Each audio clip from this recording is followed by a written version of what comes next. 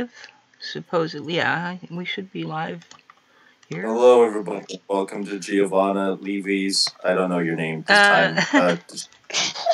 Giovanna Liviana. Hello, good evening, and welcome, or good morning, or good afternoon, or good whatever time of night or day it happens to be, wherever you happen to be. This is another live stream from Republic News. I'm your hostess, Liviana, and I have a number of guests here who are free to introduce themselves in order. Andrew? My name is Andrei, and I'm not Italian. Okay. David? Good enough.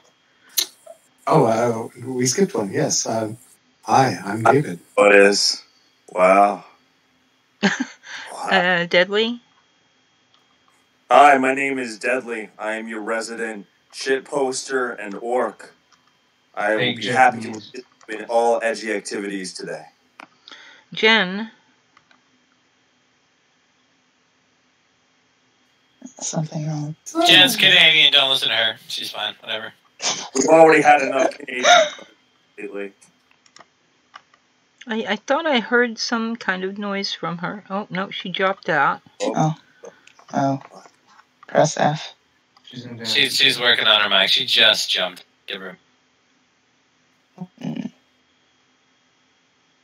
I pressed F to pay respect. Okay.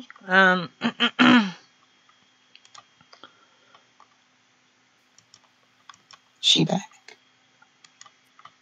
Hello, Jen. Can you speak now?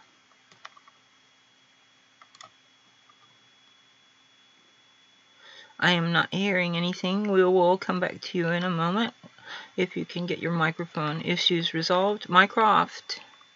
What up? Okay, and xtheheathen. Hi. Hey, guys. Internet.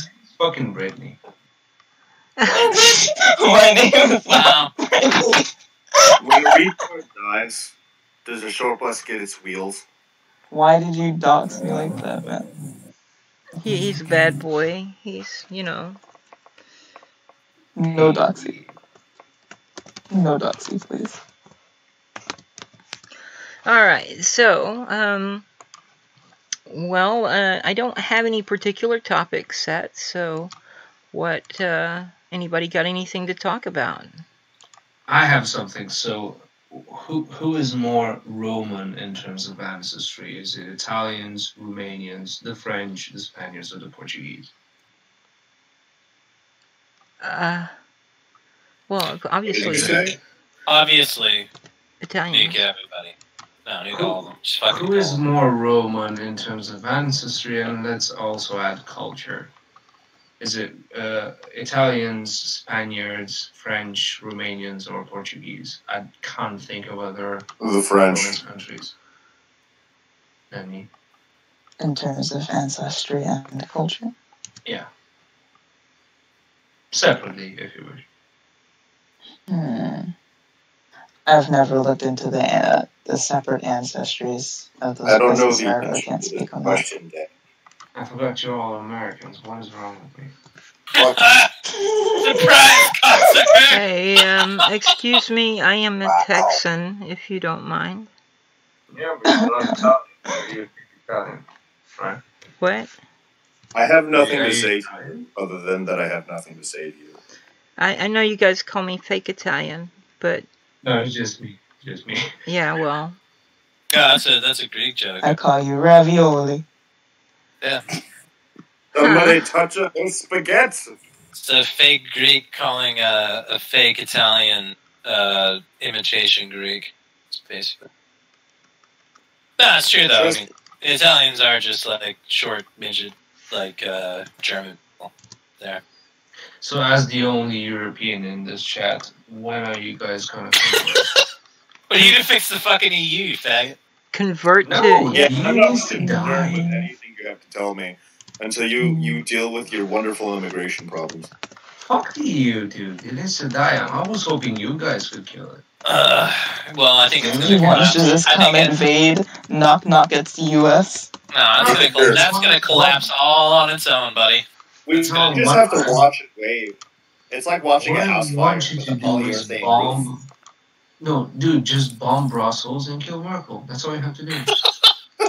Goodness gracious. I think there may be a couple of other bureaucrats you gotta get through too, because they're gonna try to seep through the cracks. I got that shit. I got gypsies on my side. Shut up. Yeah, oh yeah. Well, yeah, they're gonna be great when you have to man the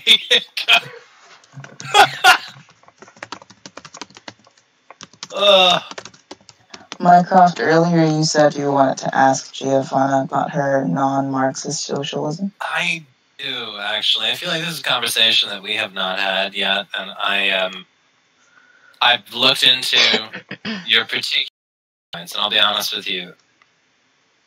I don't see it. I don't see it. You don't see what exactly? Okay. So the example that you gave, we're talking about it, is the pizza parlor that you used to work in, right? Hey, what if Super Mario and Luigi ran a pizza shop? Here we go. I'm guessing they would put mushrooms on the pizza, yeah? Everybody would get fucking huge. It'd be incredible. Mushrooms and turtles, right? What would they call that? What would they call TMNT pizza, maybe, huh? Okay, can we go back to... Deadly, I'm actually really kind of getting sick of your low IQ interventions, to be honest. Fuck you, Mycroft. No, we can talk about it. We don't have to. It's up to you. I'm getting baited right now into this conversation. I'm happy to have. Oh, I don't actually. I just decided to be rude. I don't actually give a fuck. Continue, please. So I think it would be good. It would be a good topic of the stream. Topic of the stream is let's have a stream. So. Yeah, I mean, we could be talking about pineapple on pizza, but why would anyone talk about pineapple on pizza? Hey, there's nothing wrong with pineapple on pizza. That is incorrect. Yeah, let me put this out here. No. I am probably what you would consider a status quo conservative. I do not believe in socialism or capitalism. Well, I don't believe in socialism or in communism. I don't believe in capitalism, shut up. I've been drinking. That Freudian slip. Give me a break. Yeah. I don't believe in either of those two things, really. I think that socialism, to an extent, can work for particular countries if you have the right people. So if I'm looking at somewhere like Sweden, who has a pre-existing culture that's amenable to the idea, it is possible to get that off the ground, but it will be less competitive with the rest of the world because of it. It's a weakness, is the way I see it. Less what now? Competitive. Oh. Why do you say that? I mean, are you assuming... Okay, let me explain a bit here about socialism. Okay, the basic ideal behind all socialism is that the means of production should be owned and controlled by the people who actually do the work, rather than some half-wit who's been off to university and gotten himself a master's in business administration, or, daddy's, half-wit kid who, doesn't have any hope of getting a job anywhere else or whatever. So you have various kinds of socialism, and most of them just add this or that to that basic ideal. So Marxist socialism is only one kind of socialism. It is the only kind of socialism which regards socialism as a stepping stone between capitalism and communism. For every other kind of socialism, socialism is what we want. We don't want communism. Communism has this idea that everything should be held in common, that society should be classless, and stateless. And this is one of the reasons why when you talk with leftists, we will tell you that communism has never been tried on a national scale. It has been tried and occasionally worked on small scale, local communes and stuff. There's one which was started in the late 60s or early 70s, if I recall correctly, in Tennessee, I believe, called The Farm, and it's still in existence and still going strong. But as far as on the national scale, no one has ever attempted it because... Huh? No? Did she... Communists are gay.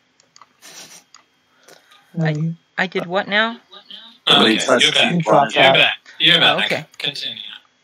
So on the local scale, communism has been tried and it has worked moderately well, like at a local commune. There's one which I believe is in Tennessee, somewhere over in that area, and it was started in the late 60s or early 70s. I forget, exactly when. Still in operation, but on the national, communism has never been tried, and the reason I say that is because communism is the state that's described by Marx, or the situation rather, society that's described by Marx, is both stateless and classless, and everyone has everything in common. Okay, they're therefore communist. But there has never been a nation which has been stateless or classless, and frankly, there never will be. Right, exactly. And I want to stop you there because this is one of the main points that people get hung up on, is this idea that, communists will say, oh, true communism has never been tried, right? But the reality of it is that the only way that true communism, pure communism, could have actually been tried is if there were no competition from other states. Or there was no competition between individuals. That's truly how communism could work. Right, because as soon as you put a communist system up against something like capitalism, it fails. And it fails against the standards that are set by a capitalist state. So it realistically, when Marx was contemplating the idea, what he was really saying when he was creating his model of the capitalist collapse, he was assuming that the capitalist collapse would all come at the same time and you would get communism. But unfortunately, we have different nations, obviously. So those collapses of capitalism, because it does happen, capitalism has its lulls, and it revitalizes itself in these nations occasionally. These all happen at different times. So you're never going to see a situation where all people will be able to embrace a communist model and just basically take the loss. Communism will always have to compete against capitalism, and it will always lose to capitalism because capitalism is a more competitive model. Well, you can look at this on a smaller scale than trying to go.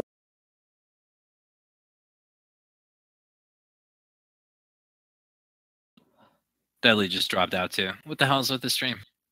Yeah, I was just gonna test that I was working. So let me just respond to that. Yes, I hear you, Jen. You want to introduce yourself now? Yeah, I'm Jen.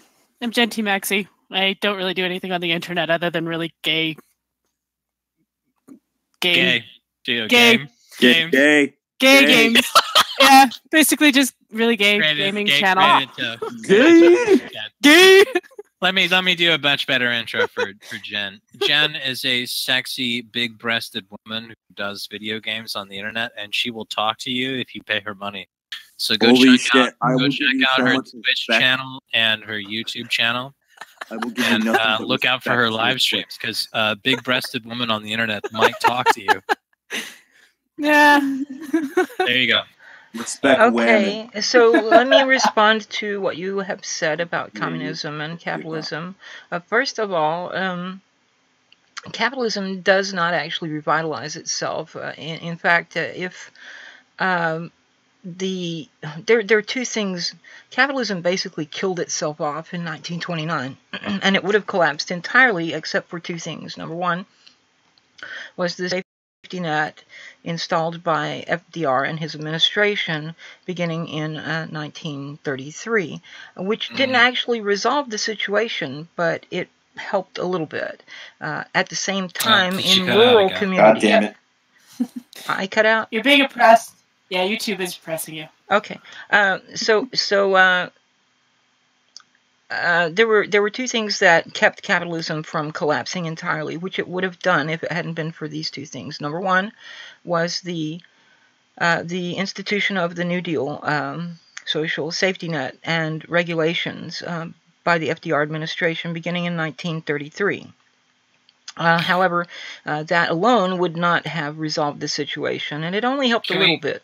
Can we pause there really quickly? Wait, because there's a same thing in number one, which is in rural communities, agricultural communities throughout at least the United States, the ideal of rugged individualism, which had been promoted by the Herbert Hoover administration as a sort of anti-solidarity thing, you know, opposed to labor unions, was finally rejected, as it should have been from the start, and the people in rural communities reverted back to a very tribal model of economy, which is cooperative. They began to cooperate with each other so that you would have, say, this person who has a tractor and the diesel to run it would come over here and plow this person's field, and whenever this person, the crops came in, they would, you know, give the person who did the plowing some of the produce as, you know, a sort of trade and barter system. But we're up to about 3 claims right now, and you're building on a foundation that I think is false. I think that because here's the thing: you're building on the idea that the New Deal, what resuscitated the capitalist market within. No. I don't agree with that. No. That's not what I said. I said it would not have resolved the situation by itself. And the second thing, I said there are 2 things. One is the New Deal and the tribalist model being restored among agricultural communities. Most of the population at the time still lived in agricultural rural communities. That's no longer true. But at that time, yes, and it helped. More actually than the New Deal did. So you won't argue with that the New Deal. But I'm counting that as simply the first. I'm counting that as simply the first of the 2 things. The second thing, which actually really did get the country out of the Depression, was the Second World War. Because once we entered the war, the military-industrial complex kicked in full gear, put a lot of people back to work, and so forth and so on. Okay. Did you have a third thing, or because those 2 things are debatable? To be honest with you, the as far as the if we're talking about the collapse of the banks, right? If you there's a lot of debate as to whether leaving the market alone at that point would have actually accelerated the return, or that the government interventions at that time actually slowed that return back. There's also, you know, you talk about the military-industrial complex. Yeah, I would agree with you that that's an issue, but I don't think that that's impeding on the market in any grand way. I don't think that World War II itself in any way radically changed the way that the capitalist market in the U.S. operated. Well, I'm not saying it did. I'm saying that's one of the 2 things which saved capitalism from itself. See, what happened throughout the 1920s was this kind of what was essentially the economic aspects of classical liberalism taken to the extreme. And so we had trickle-down economics, we had anti-labor policies, we had... that wasn't until Reagan. No. Oh, no. Trickle-down economics was started in the 1920s, and one of the reasons they call neoliberalism is because it looks back to those days as a model on which to build now.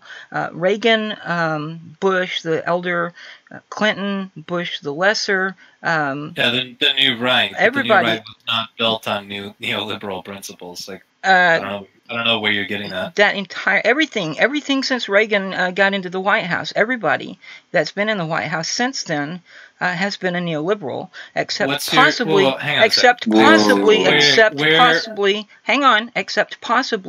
Donald Trump, and he may be as well. I can't figure out whether he is an objectivist. What you mean by neoliberal. I can't figure out whether he is an objectivist or a neoliberal, but either way, it would tend to the same result. You keep using the word neoliberal, but it doesn't seem like you're using them properly. Yeah, you're working on some definitions I don't understand. Then I don't know where you're getting. Okay, so neoliberalism is an economic thing. Okay, both of the major parties. Okay, so there is an issue here. Hang on, let me bring DG back in here. I'm just waiting for that glorious moment to talk about American recessions before the Great Depression. Yeah, so can you hear us now, DG, David? I am back. I can hear you now. All right, cool. Okay. Everything has been fixed. David is back. So neoliberalism... Wait. You asked me to define it. Please let me do it. No. I understand. I'll be right back. Sun Tzu or Deadly, whatever the fuck you're going by these days. I'm calling myself Deadly, you fuckface. Alright, well, he's on board with my line of thinking, so I'm pretty sure he can fairly well represent what I'm thinking, because he's Yeah, so if he needs to respond to anything, I'm sure he will. But I'll be right back. Okay, so neoliberal. Let me just go back and explain what happened in the 1920s, first of all. Okay, so first what we had was Herbert Hoover. Warren G. Harding, and then Calvin Coolidge, and then Herbert Hoover. And they all instituted these economic policies, which were anti-labor, deregulation, trickle-down economics, encouraging bubble economy, risky lending, and so forth. So I could go into further detail. David here knows some of this stuff as well and can elaborate on it to some greater or lesser extent. And so neoliberalism looks back to that as a model for what they try to do now. If you look at, there are some people who say that Augusto Pinochet was the first neoliberal. I'm not sure that's true, but he certainly was, like neoliberalism, into far-right economics. Well, it's something that's from the 20th century, right? So. Yeah. I have a quick question. Okay. Are you only defining neoliberalism based off of economics alone? Yes, because yes. In my understanding of it, it's a political position, and political positions also include ideas on, society. I also have a question about domestic. Well, the definition of neoliberalism predominantly relates to economic policy. I mean, it has nothing to do with liberals or social liberalism or. No, it's an old movement. It's not new. This isn't something from our time frame. Are you saying the definition has remained static throughout the 20th century? We can go through the tenets of neoliberalism if we need to. If you guys want to look through that real quick. I understand the gist We're still getting away from the initial claims, which are the biggest claims. Wait, just before that one quick question. Does neoliberalism sort of imply politically the sort of the idea of using your money to get certain laws in effect? Does it imply lobbying? No, it has more to do with concepts of the free market and deregulation, basics of laissez-faire economics, your traditional microeconomics, collegiate economics 101, or, government bad and the market always good and stay out of everything and deregulate everything and let the market sort it all out. Okay. So the fact that you get so many people being able to influence politics through economics, essentially through buying politicians, is an effect of the laissez-faire market rather than just a simply view of the political structure of the ideology. Here's the deal. When we talk about politics, politics is a rather broad term, and it's best to divide politics into several subcategories, one of which would be politics in the sense of who gets to have a voice in decision making. And you can go all the way from autocracy, where you've got one person making decisions for everyone, and then we can go all the way in the other direction, and we've got pure absolute democracy, which is everyone votes on everything, and it has to be a complete 100% consensus or nothing gets done. And of course, there are varying stages of, between those two extremes.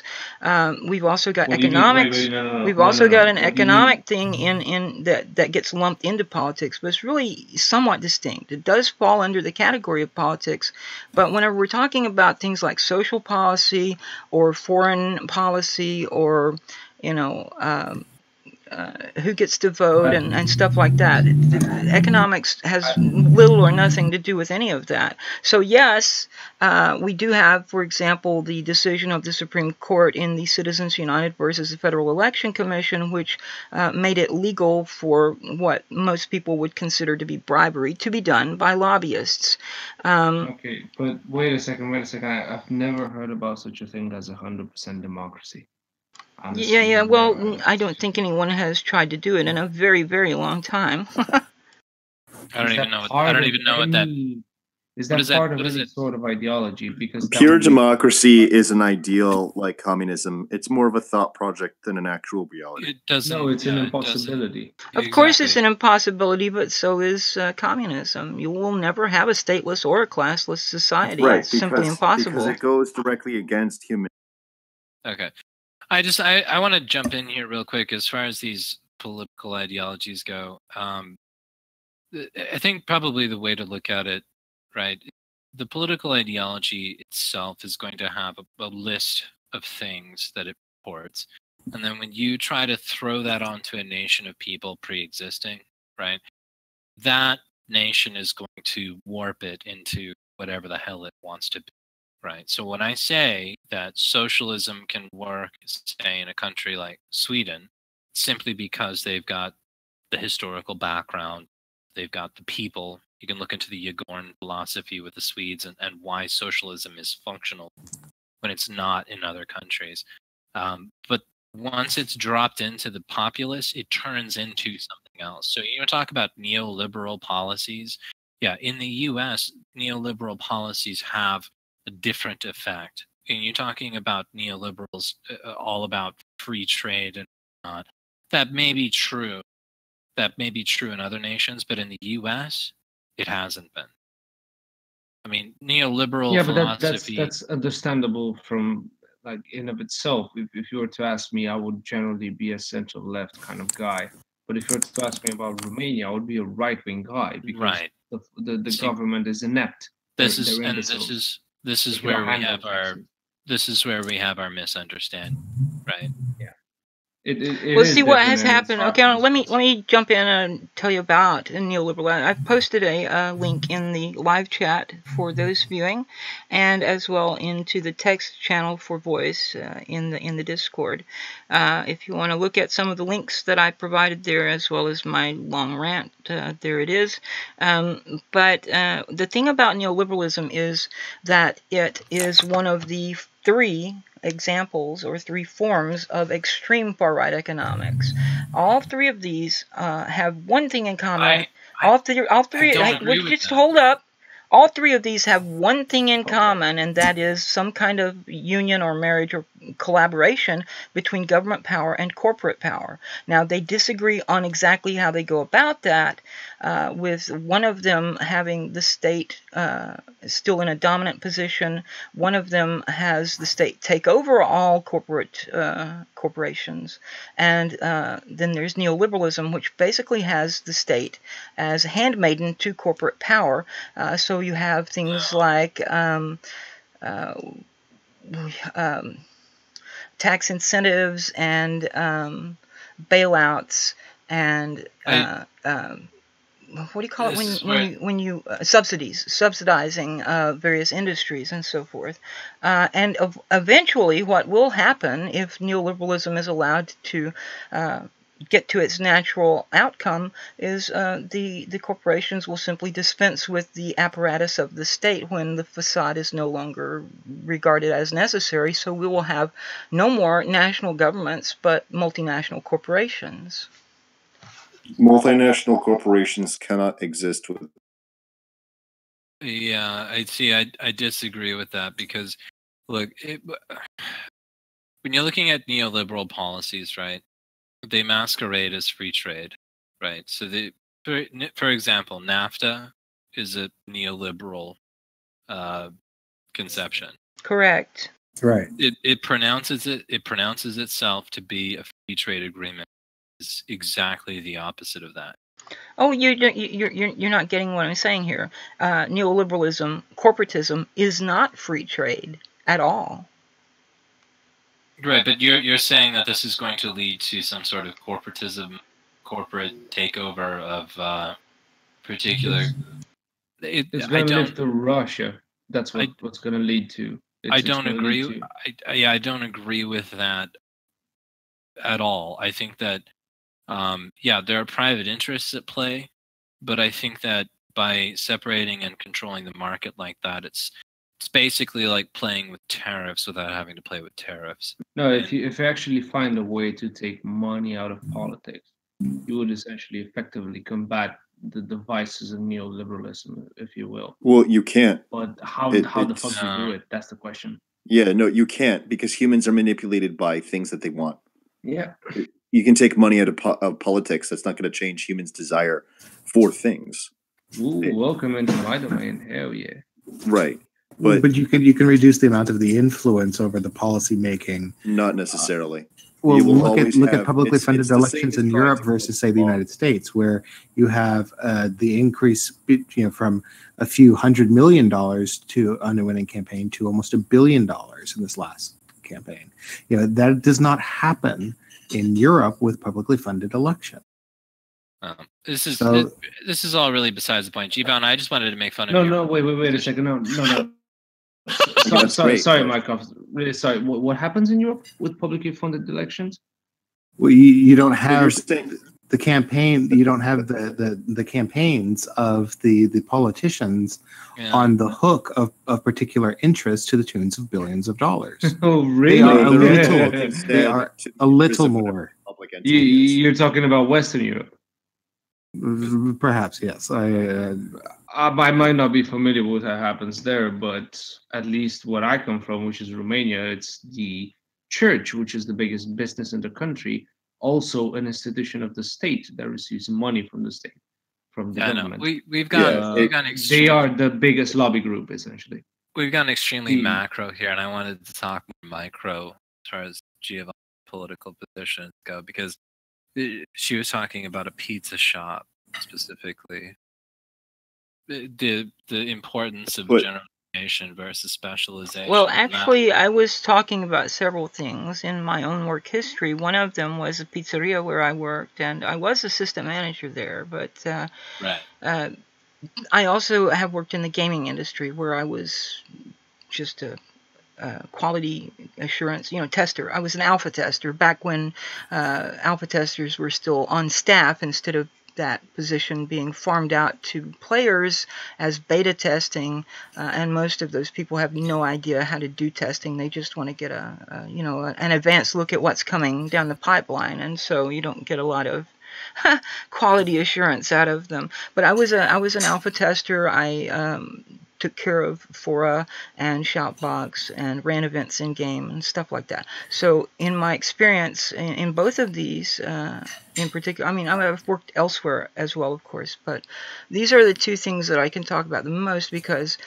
in my experience in the food industry, which was not limited to the pizzeria, there were, by and large, management was made up of people who had no social life and had all kinds of time to slave away for the franchise owner or whatever, and get paid relatively little, and were often people who had been bullied in school because they were socially awkward. And so they had a tendency to perpetuate the cycle of abuse by taking it out on the employees. No, it doesn't work. The citation. Where are we? Well, she's also referring to the phenomena of chains. I mean, food chains It's are a going. franchise, yeah, sure, but It's No, you got the wrong guy in here. Citation either, otherwise move on. It doesn't work like this. well, I just don't understand like how that's because that's the example I've heard you use. yeah. I'll be honest.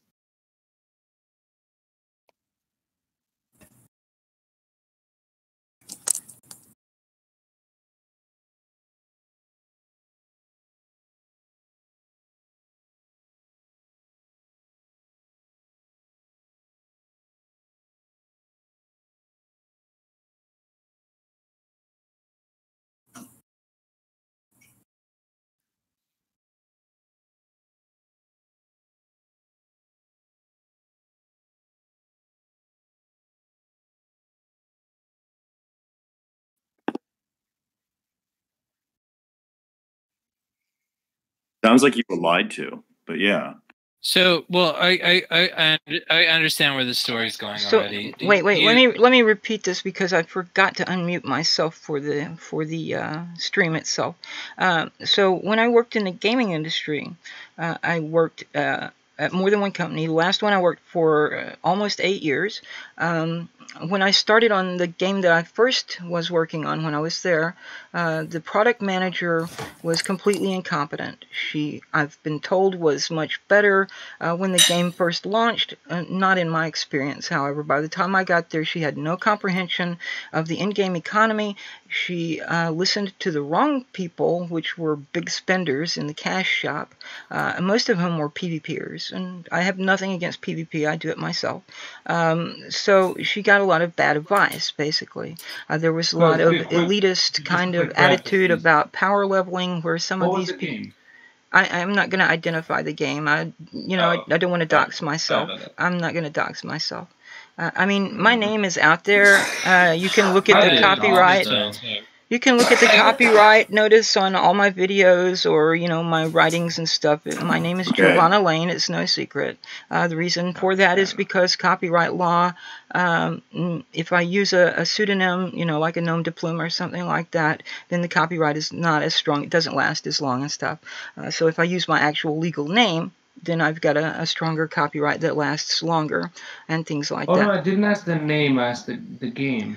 I know. I'm just saying I'm not going to tell you because, I do still have a few people who are players who would like to come and fuck with me because they got banned and stuff like that, right? Yeah. Well, I don't know. I guess the reason... Well, let's get back to the topic of capitalism and neoliberalism and shit. That's what we started with. Well, actually, we started with communism and socialism, and then started talking about neoliberalism. Well, hang on a second. The reason I was asking this question is that you made a statement at some you felt like what was it?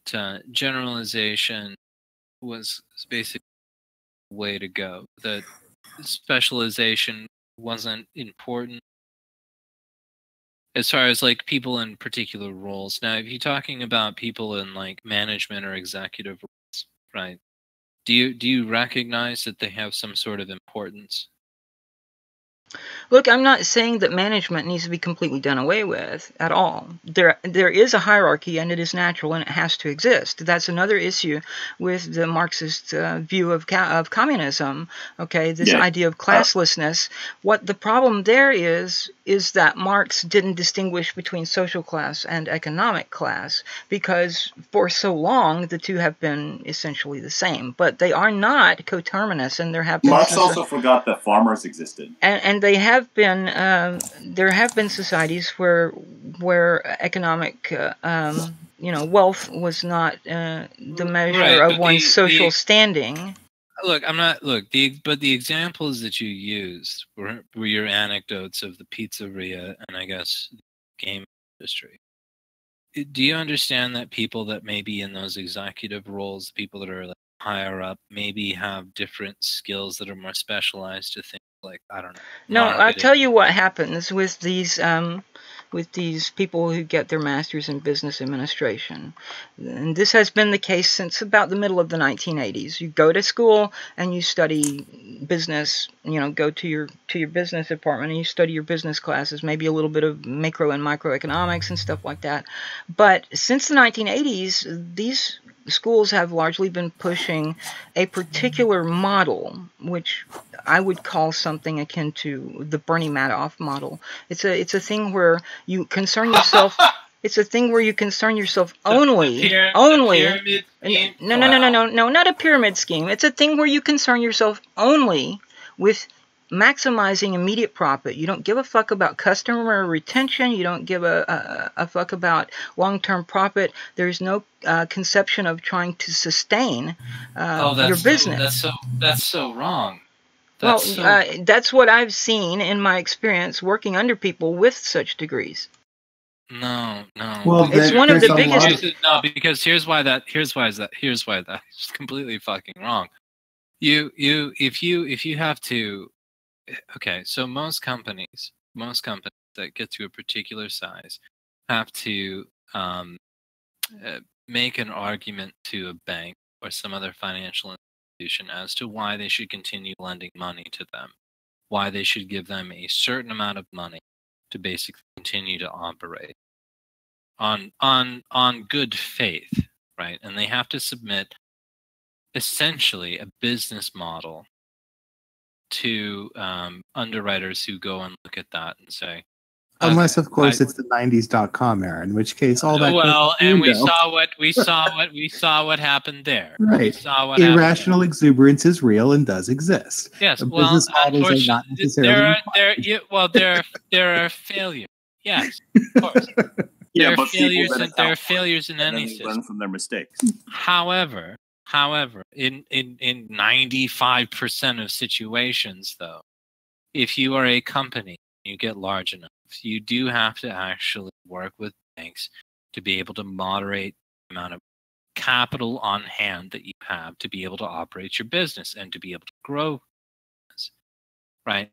So that means that you have to have a business plan that actually talks to how you're going to be operating within the next 5 to 10 years. This is what I do. This is what underwriters do. Look at these things, and we have to see them. There are checks on these things. So there is a point to people who are in executive roles within. That's what they do.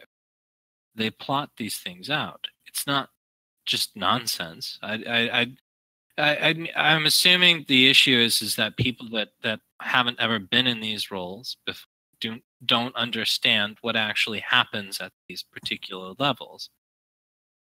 Well, and Wall Street had. I mean, if we're talking publicly traded companies and not privately held ones, they set quarterly earnings targets, and there's a tremendous amount of pressure to make those quarterly earnings profits, or else the equity in the company is going to get punished very severely by the banking industry. When you're talking about setting a bottom line, when you're talking to investors, right, you have to be able to back that up because investors know if I give you X amount of dollars, a certain thing, and people have invested money for you to meet that goal. And if you don't, then that money is lost. That's a big deal. Right, which is my point. So it's not, we don't live on this micro level of the workers. You cannot. Here's the thing is that when I look at some of these socialist systems, it's like, that's great when you're talking about farms. When you're looking at small systems that can exist on, but when you're talking about things that impact a large amount of people who are these systems that are selling a product to a large amount of people, you're looking at a much more complex system than you think you are. And it's going to touch a lot of different systems. And that's why you have people that are skilled in these particular areas because they understand how the market works. Mycroft, if I may. So something that also has to be noted here is that there seems to be an assumption that a system of education that would teach people to effectively just destroy the company in as short a period of time as possible to make maximum profit would be sustainable in the long term. And long term being in these terms being more than 5 years even. Oh yeah, you get that, and you get that too. You get people like you, and see the thing. The is vulture capitalists that were made famous in the original 1980s Wall Street film. Yeah, exactly. And see, this is the problem: is that you get banks out there that are looking for that kind of shit.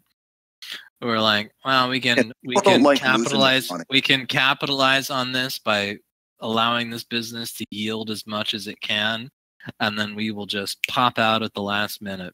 Okay, wait, let me jump in here and explain to you. The last company I worked for, they went into business in, I think they lasted in total about 9 years before they sold out to another company. And then that company, I don't know how long it had been around, but approximately the same length of time. And so about a year after they bought the company I had worked for, they sold out to yet another company. So yes, these companies do drive themselves into the ground, and then they have to sell to someone else and get out with what they've got. The gaming industry is an inherently volatile industry. Well, the gaming industry, one of the big issues with it is the fact that these people are in charge. The people in the upper management are people who have been trained to maximize immediate profit. They don't care about customer retention. They don't care about sustaining the business model. All they care about is getting as much as they can as quickly as they can. Now, this is not universally true across the board. There are some gaming companies which have some level of sanity. If we're going to talk about the gaming industry, fundamentally, with games themselves, it is an unreliable product because of the fickle nature of. Oh, no, it doesn't. It doesn't matter, because the thing is that with games, the consumer decisions don't matter. No. Look. No, hold on. Let me say this. It's not so much the fickleness of the players. Okay, and there is that to be considered, certainly. But, if you're constantly screwing them in the cash shop. Okay, I'll give you an example of one of the games which I have played.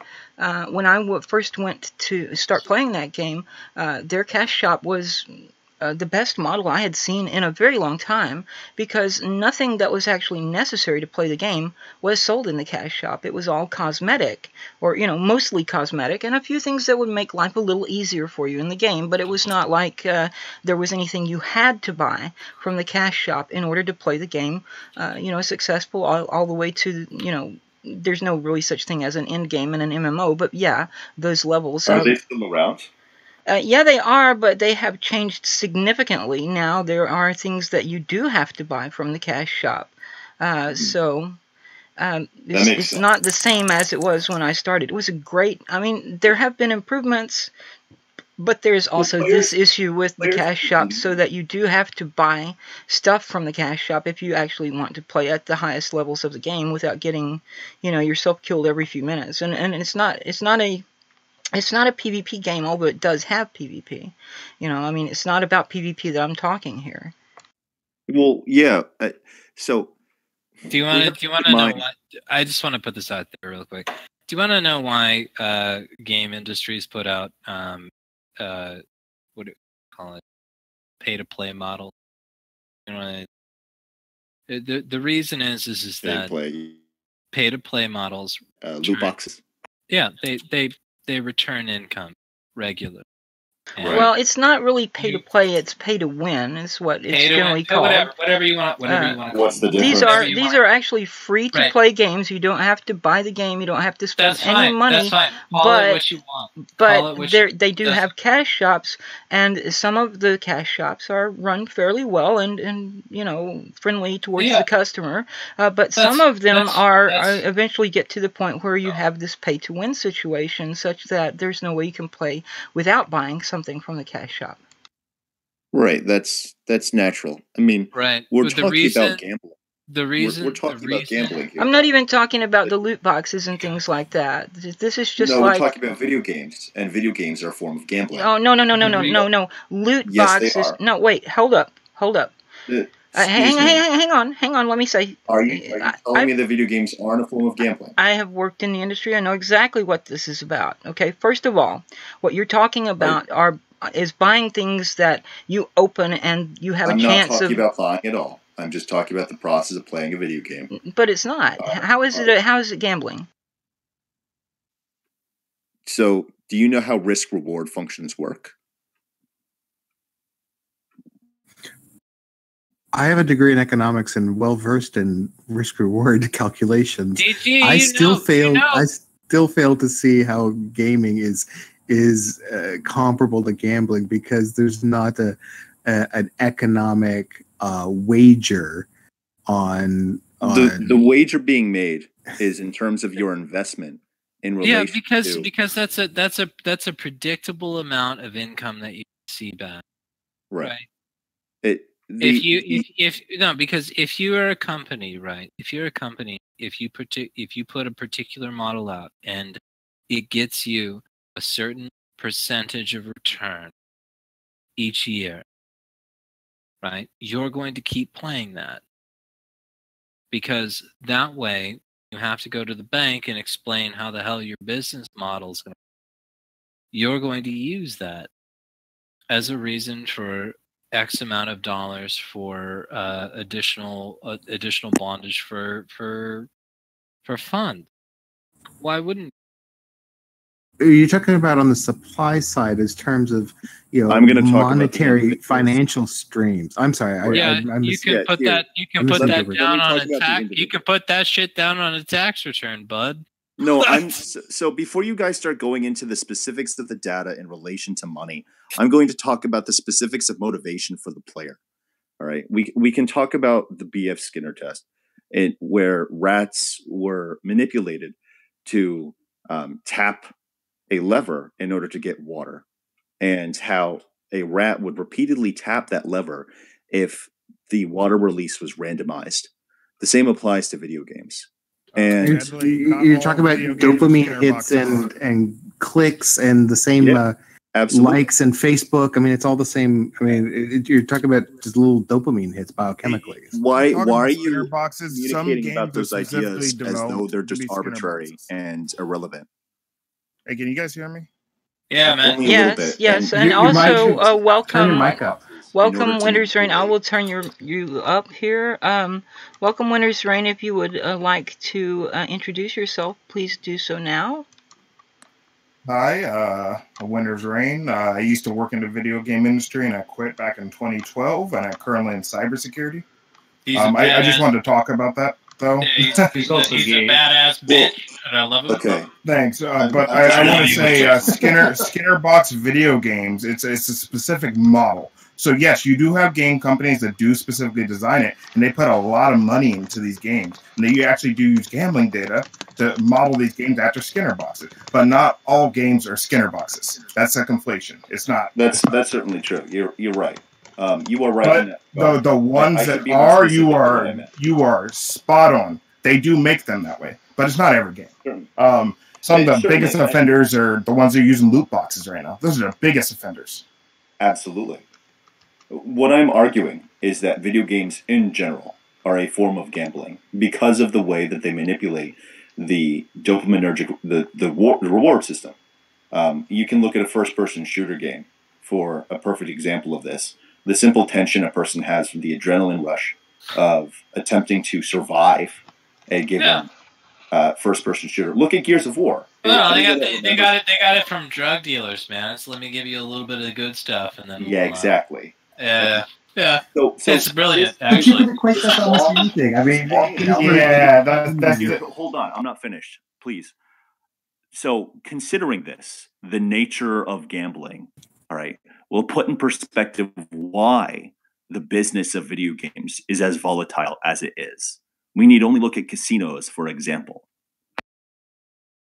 I honestly don't even think video games are volatile. I think it depends on. So one of the big problems that gaming has been the AAA business model. it's been absolutely toxic and destructive to gaming. The relationship between developers and publishers and the public has been awful. Single-handedly, the AAA business model has caused the gaming market crash. One of the big reasons I left the gaming industry was because of this business model, and because of the fact that you had developers forcing, or sorry, you have publishers. Could you explain what that is? I'm not that familiar with the gaming world. I tend to think of, as an outsider, I tend to think of the gaming business as much like the film business. Either you have a hit that reaches critical mass or not, you know. But beside that, I'm not quite sure what this AAA model is that you're referring to. Could you explain that? Sure. There's typically 3 ways. There's 3 main business models in gaming now. There's the AAA business model, there's crowdfunding business model, and then there's the indie business model. Sometimes the indie business model can hop on the crowdfunding business model, but they're separate, but they can cross. So the AAA business model is you have a developer and a publisher. The developer funds the development of the game. The publisher funds the development of the game. The developer makes the game. So the publisher usually gets to call the shots because they have the money.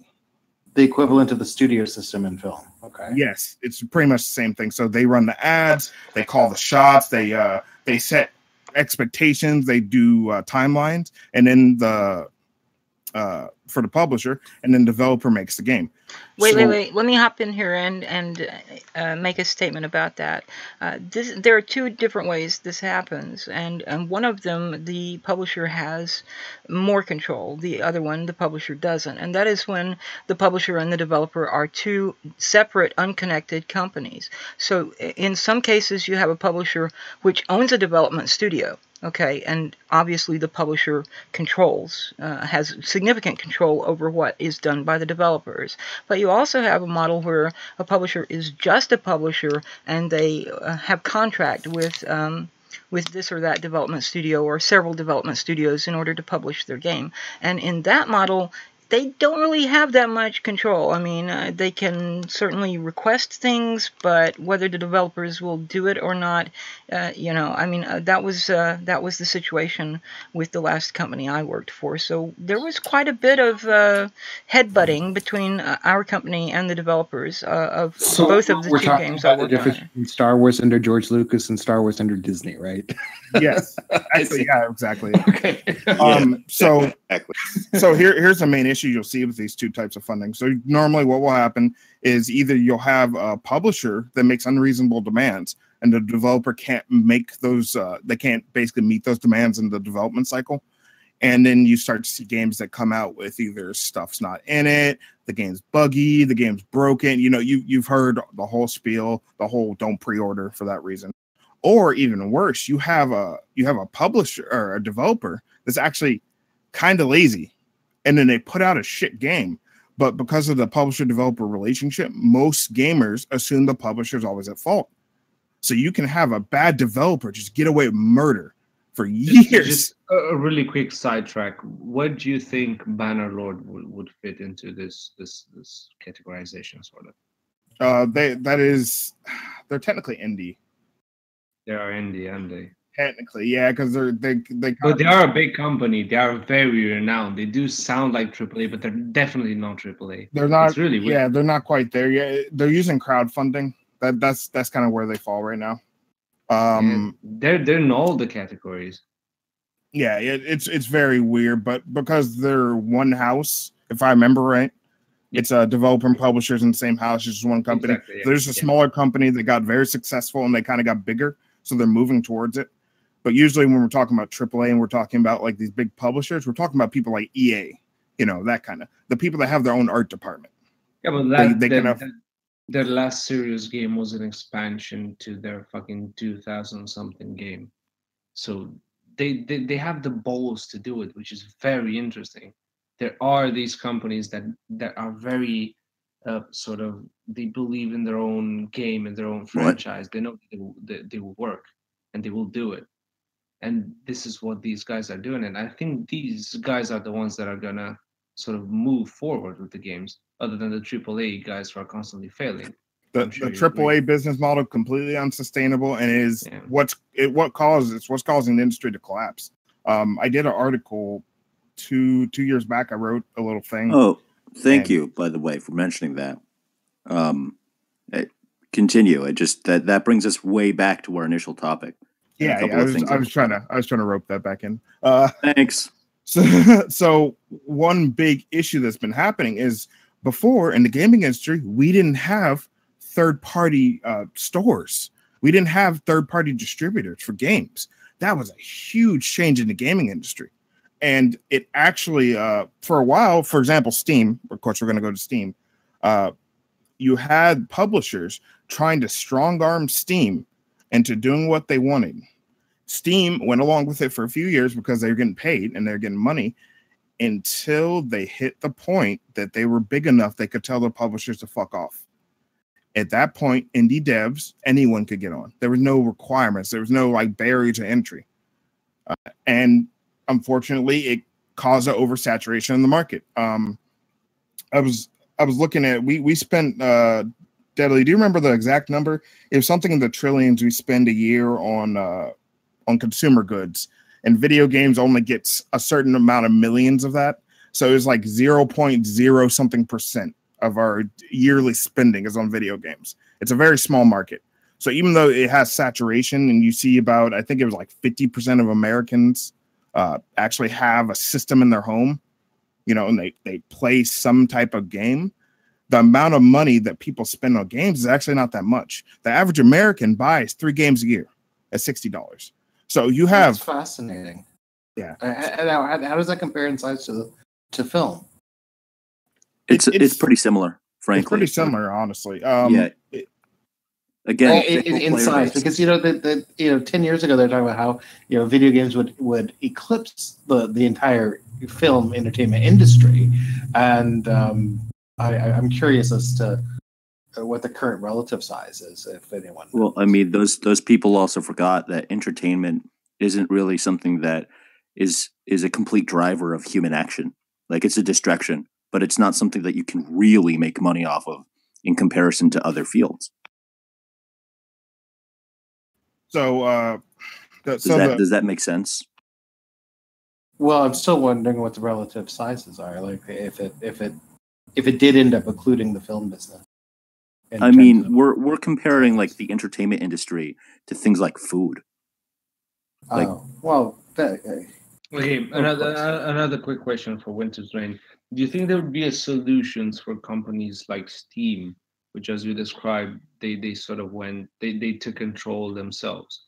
Would there be a way to keep a balance between the game developers and people like from Steam, other than just being a company like the ones who are developing Bannerlord, we're just saying, no, fuck you, fuck your deadlines, fuck your expectations. We're just going to put out the game when it's going to fucking came out, and it's going to be a masterpiece, and it's going to be, because that's what their goal is. They're going to lose money for it, but they're going to be fucking artists. That's just a fact. Yeah, I think you actually get better returns when you do wait and put out a game. What I've seen with most game devs, they are very passionate about what they do. You have to be. These guys are autists. These guys work 10 to 12-hour days without breaking a sweat. They love what they do. A lot of these guys do get abused by their publishers, which is why there's a lot of sympathy for them. The gaming industry actually prompted labor changes in the United States. The labor laws actually had to get changed. It was getting to the point where wives are calling into the Department of Labor saying, I have not seen my husband home in 3 weeks. He's been sleeping under his desk. Because they didn't say they were going to fire him directly. They just said, if he did not finish this game in the 3-week cycle, you have 3 weeks left in your deadline. If you don't finish this in time, we may or may not let you go. It's like investment bank. That would be. Sorry. Yeah, it was bad for a while. So I actually got the numbers up here. So 2014, so we spent $194 trillion in retail goods. Games were only 22.41 billion. So that's 0.004% of our money that was spent on retail goods. Games are very, very tiny amount of the budget, unfortunately. So it's like most mediums, they carve out their little tiny niche, but they grow to a point. There's a lot of money to be made, but there's only so many people that can buy the product. So the issue you get is what you were talking earlier would be the AAA games. Yes. What would be the issues with deadlines when it comes to the other two categories, which, as you listed, were the indie games and the independent games? Indie games and crowdfunding.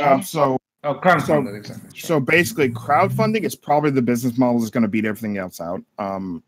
So you're probably going to, because usually what happens is indie developers, they get their own money and then they just try to bulldog the game, so they get a loan, they try to just work through it, and then they hope they make the return on release, which is, obviously very risky. That's how I started out.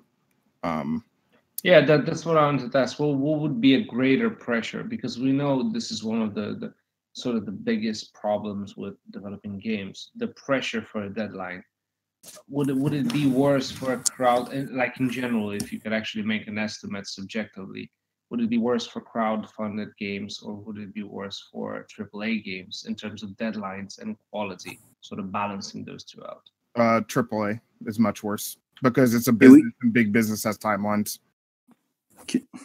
God, before I go to sleep, can we please just go back to the initial point in these entire conversations, which was starting about the positives or negatives of socialism and communism, and then it turned into a comparison with capitalism and neoliberalism, and now we're getting into the minutia of gaming. Yeah, but how does socialism produce some games? Look, see, here's the deal with socialism. As I said, there are many different types of socialism.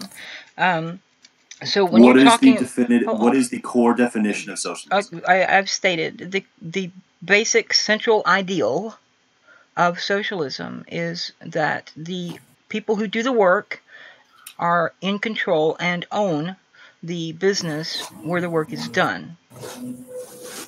Why? I feel like we've already established because they know how to do the job. They know what can be done. They know what can't be done. So they know how to organize the job and to set up the resources necessary for the job to be created in the first place.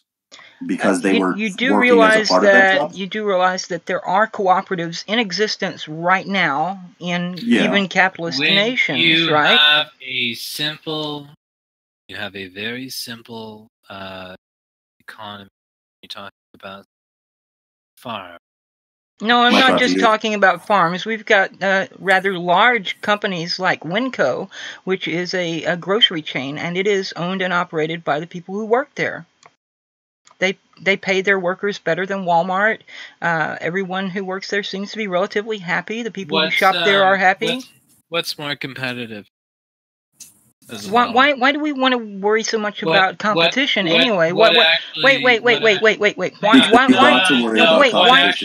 actually pays more people? What pays more? What did I just say about Winco paying their workers more than Walmart pays their workers?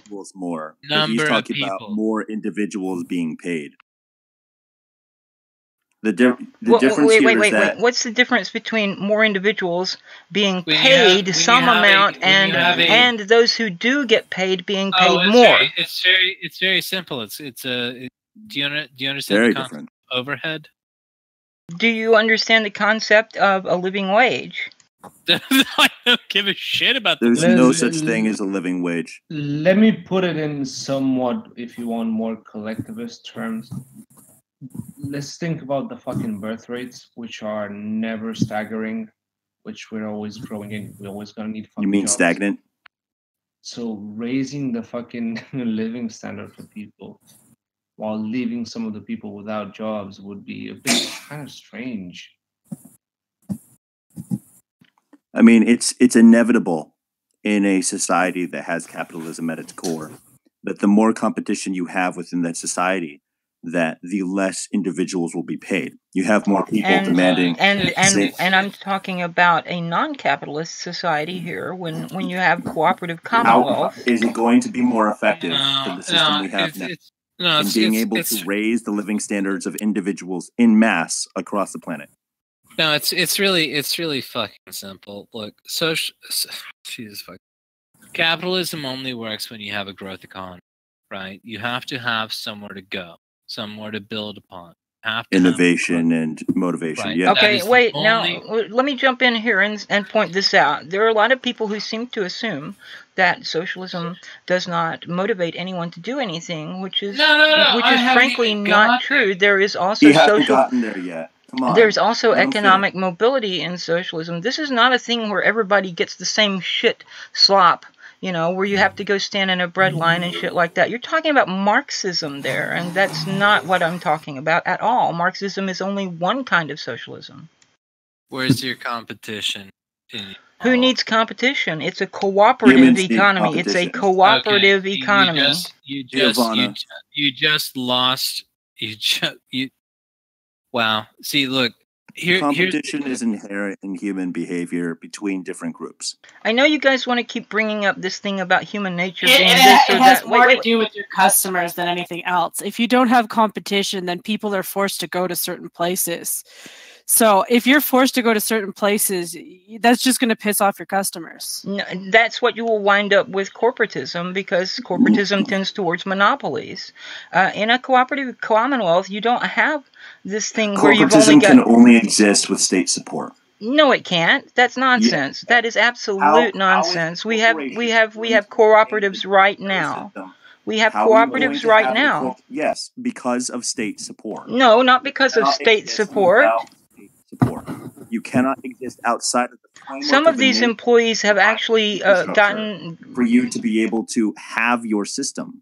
Some of these... Hey, are you going to let me answer your question? No, because I'm not finished talking, Giovanna. Can you please just let me finish my statement?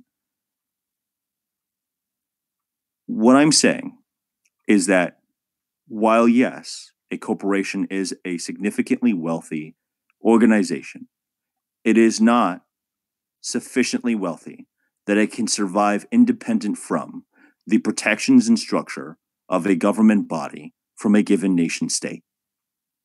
What?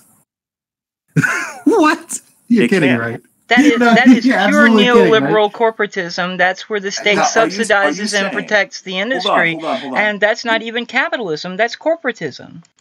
Well, aside from labels, I mean, the isms, people tend to get tripped up on isms, like dogma and whatever. I tend to find that not very productive. But as to the claim that corporations do not exist outside the scope of national law is ridiculous. Ever since the 1970s. No, they do. Obviously, move past. You heard about the. So certainly international law, certainly, right? But the manipulation of a given state and the support of various states doesn't change the fact that these corporations wouldn't exist without those frameworks already existing. Oh my God! They can't build those. The corporations wouldn't have gotten Hey, Deadly. Have you heard of the TPP? Where did the TPP come from, stupid? The TPP is a neoliberal corporatist plan. Really? Yeah, really. Okay. Yeah, So the TPP is actually a really good example of that, because you have corporations that are basically operating outside of nations, trying to, you don't need a nation for a corporation to operate. Like, a lot of these corporations are super nation. You know, they're supranational. That's not how any of that. Not yet. They can. I don't know, man. I would say Amazon, Google, like a lot of these corporations these corporations. So those corporations just they are not ignore all dealing of with the citizens, medical systems, police systems, or militaries yet. So no. Come on, they don't have they're just superpowers. They're corporations. They have magical Superman. Yeah, they have access to nuclear weapons now. Right. That's a fair comparison.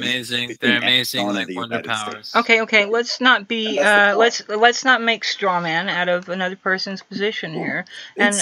One person at a time, please. Okay, it's not a strawman, it's a ridiculous position. It is so ridiculous. No, sorry. Let me say, just at this point in history, to say that companies are the same or have anywhere near the same power of nations. It's not the case. They can possibly have it. And I am concerned about that. Subservient to all nations. They might be able to wiggle through on a particular number of Mycroft, let me finish. Laws, hey, Mycroft, let me finish the point. I'm making your point, dude. I'm making your point. Right. It might happen in the future, but it hasn't happened yet. Okay, let me jump in at this point and point out that the TPP, NAFTA, the TPIP, and similar trade pacts have written into them clauses which would allow a corporation, a multinational corporation, to sue a national government because of regulations which it claims hurts its business. So, for example, if you want to have environmental regulations and they're like, no, that makes us spend more money, well, boo fucking who, you know? But that's exactly why those things are products of neoliberal corporatism. It's got the state is subservient to the corporate interest. The state may subsidize the corporate interest and various other things, but at least the corporate interest can take the national government to court and sue them, and it's not necessarily it's not necessarily a court in that nation itself. It's some kind of court set up by the pact itself. So a variety of other nation states who have more power than the nation state being sued will enforce the government doesn't have to agree to any of that necessarily, and even if that was in the particular nation, there's absolutely, if you're talking about a trade deal, there's absolutely no reason that state has to listen to any of that shit because there's no precedent. That worked out really well for Russia and China. Yeah, exactly. It's like China. Yeah, exactly. Well, that's Russia over copyright. That's supporting my point. Exactly, is that China doesn't give a shit about our patent laws. So, like, why do you think? Who do you think Canada is going to listen? You think so? They're more likely to. That we're putting this in comparison, right? You said that. I hope that you make a big dollar bill on that, buddy. Well, dude, considering that China's economy, one of the main ways they make money is cybercrime, because their economy has been collapsing because of sanctions, because of them breaking rules like this. Yeah, Russia's same thing. Shenanigans. So back to the statement that I made, which was the idea that a corporate body, corporatist system, cannot exist without the support of a nation state or various nation states, if we're going to be more specific. So you can have an internationally international corporation, as in it has business all over the world, but it can't exist without the support of the nation states that have already existed on the planet. It still needs their support and the systems that they have.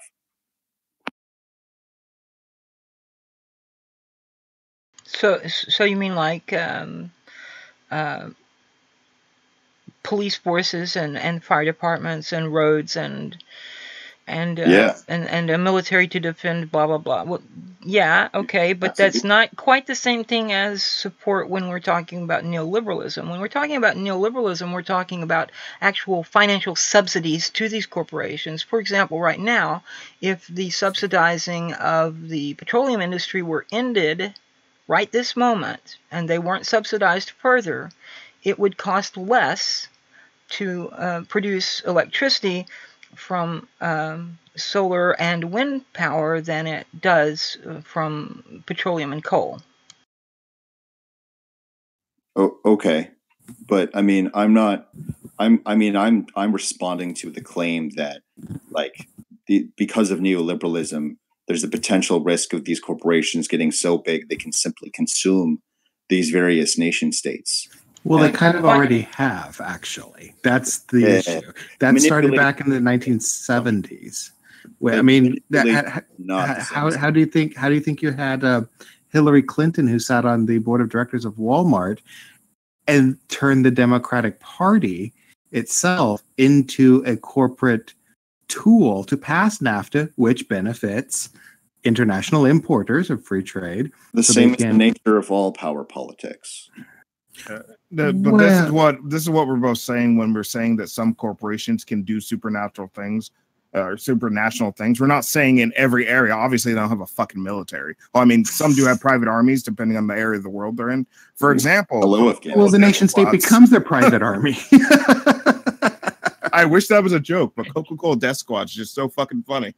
Yeah, but it's you know, in some areas, specific areas, not everywhere, they do have stronger powers than nations. Nations are jealous. They're like, man, look at those fuckers dodging red tape. Well, and again, like I'm totally with that, but I don't see how that would be possible without the various superpowers like the United States, Russia, China, the EU, being their bases of operations so that they didn't have to worry about one another.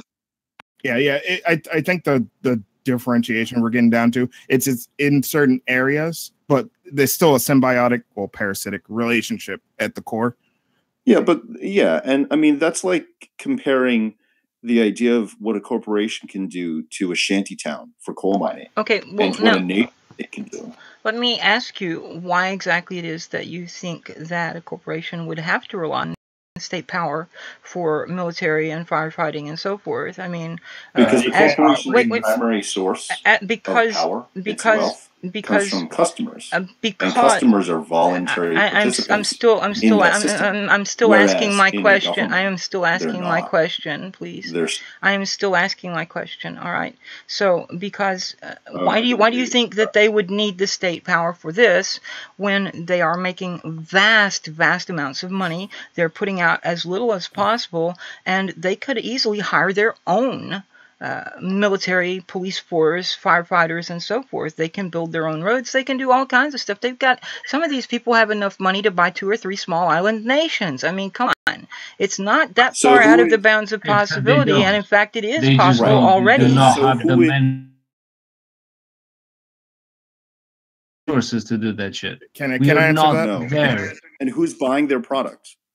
Their customers or their employees? Can I answer this though? The core issue is, where do the customers live? In nations. Thank you. Whose permission do they need to sell to the customers? The nation. Hell yeah. That's the issue it comes down to.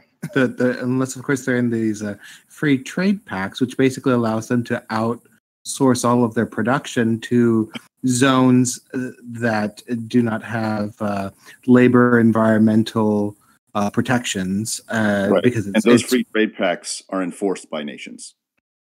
Yeah. Right, but they're created for the corporation. The corporation has functionally bought the government to become more profitable and bypass the citizens of the nation for whom the government is supposed to represent. Exactly, which is why we have a situation right now where we have lobbyists for various industries writing legislation, passing it off to a representative or a senator or member of parliament or whatever, and then those people present it to the legislative body, and it's voted upon and usually gets passed because most of these people are getting huge amounts of kickbacks from these corporations.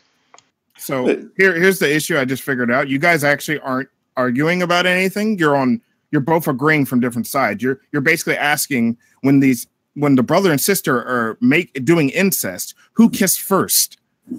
They're both fucking kissing. That's what you guys are arguing about. That's fine. I mean, I'm with you, WintersRain.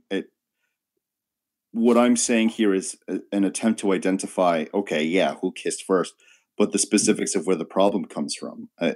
Both sides. Well, I've said to Giovanna in the past, I believe that progressives and libertarians are actually not quite as different as they think. They both have identified the nature of the problem.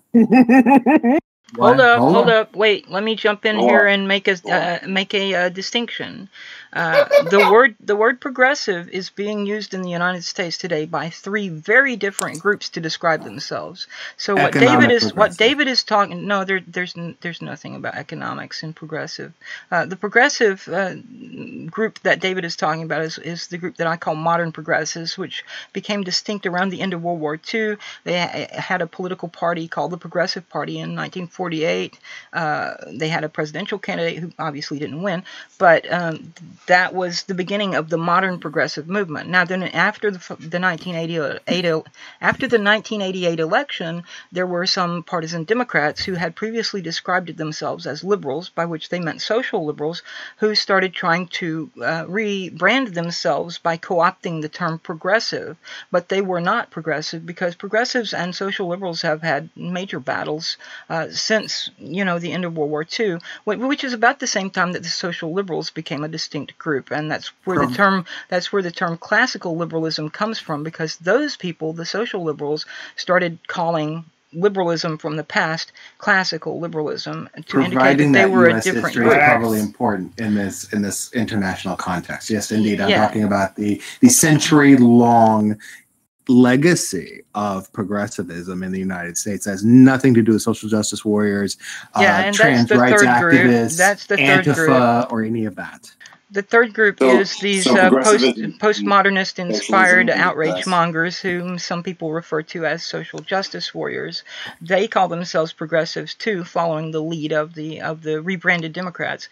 But actual members of the modern progressive movement will refer to those social liberals who rebranded themselves as progressives, and I think it's becoming a little more popular now to refer to the people regressive.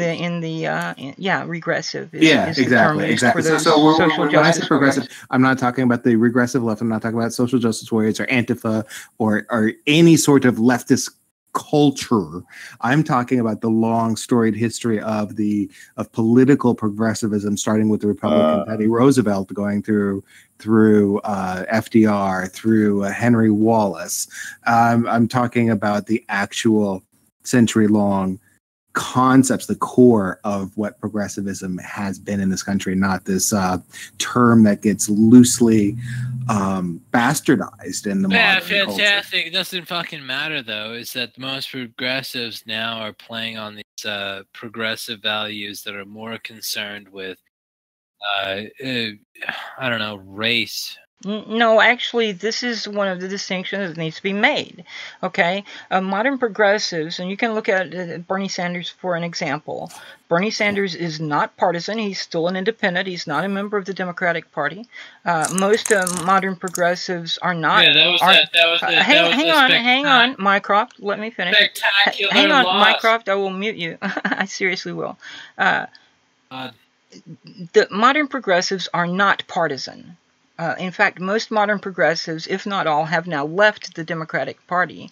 There were some there at one point in time, and they believed that the Democratic Party could be reformed, but I think it's become more and more obvious to them that it can't be.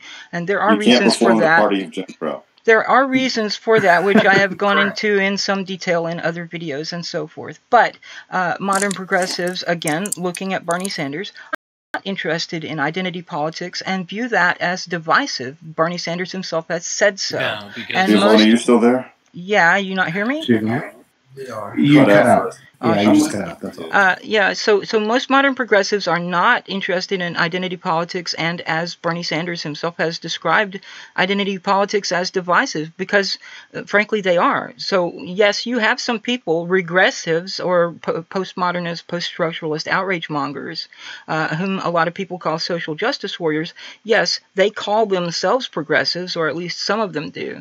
But as has been pointed out many times, North Korea refers to itself as the Democratic People's Republic of Korea, and the Democratic Party calls itself democratic. They just rigged their own fucking primary in 2016. That's not very democratic, you know? I mean, come on.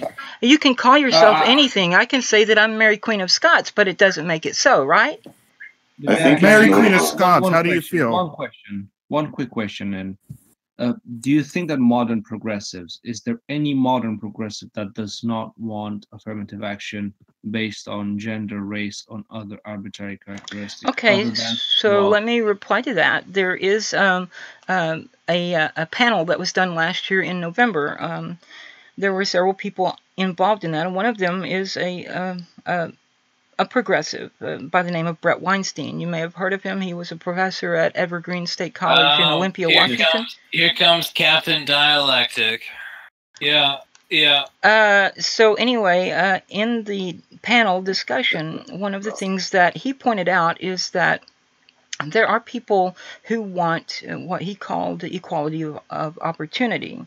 And there are also people who don't really want equality of opportunity. What they want to do is turn the system of oppression upside down so that the people who were oppressed will become the people who do the oppressing. That's what you're talking about with this kind of emphasizing people of color, members of the LGBT community, yes, and choose an women. arbitrary characteristic and you do equality of outcome. Yeah. Yeah, the socialists, right? Well, no, they're not socialists. Yeah. And here, let me explain to you why they're not socialists. Okay, socialism, any kind of leftist movement, is going to emphasize solidarity. And you can't have solidarity against. Wait. Let me finish.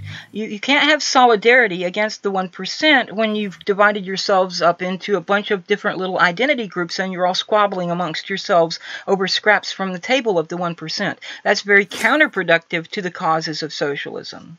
May I interject also from an American historical perspective that it was with the Democratic Party and Woodrow Wilson who sought to change and rewrite the definition of progressivism to represent identity politics. When they were the Democrats were looking to bait the Black Americans who had for a lifetime, literally for 70 years since the Civil War, had been supporting the Republican Party. This is literally the only question I had in this discussion, which is, can you show me sort of anything any evidence that shows that progressives in a majority want equality of opportunity and not equality of outcome? Put it very simply. Well, the long history. I'm not thinking about right now. If you can send me in the DMs, I'm not trying to get a gotcha or some shit. If you can send me in a DMs or study anything more decent than just a fucking survey. The truth is progressives actually want equality of opportunity, I'd be glad to look at it. It's not a gotcha. It's just my curiosity. It never existed. Never happened. See, this is. But I'm just asking. I don't know. I'm not that well versed. Oh, well. So, you have said yourself that there are a variety of socialist groups, which means that there is not a unified socialist front, which would further mean that it makes perfect sense that you'll have a variety of groups fighting each other for the table scraps of the 1% and their attempt to divide it.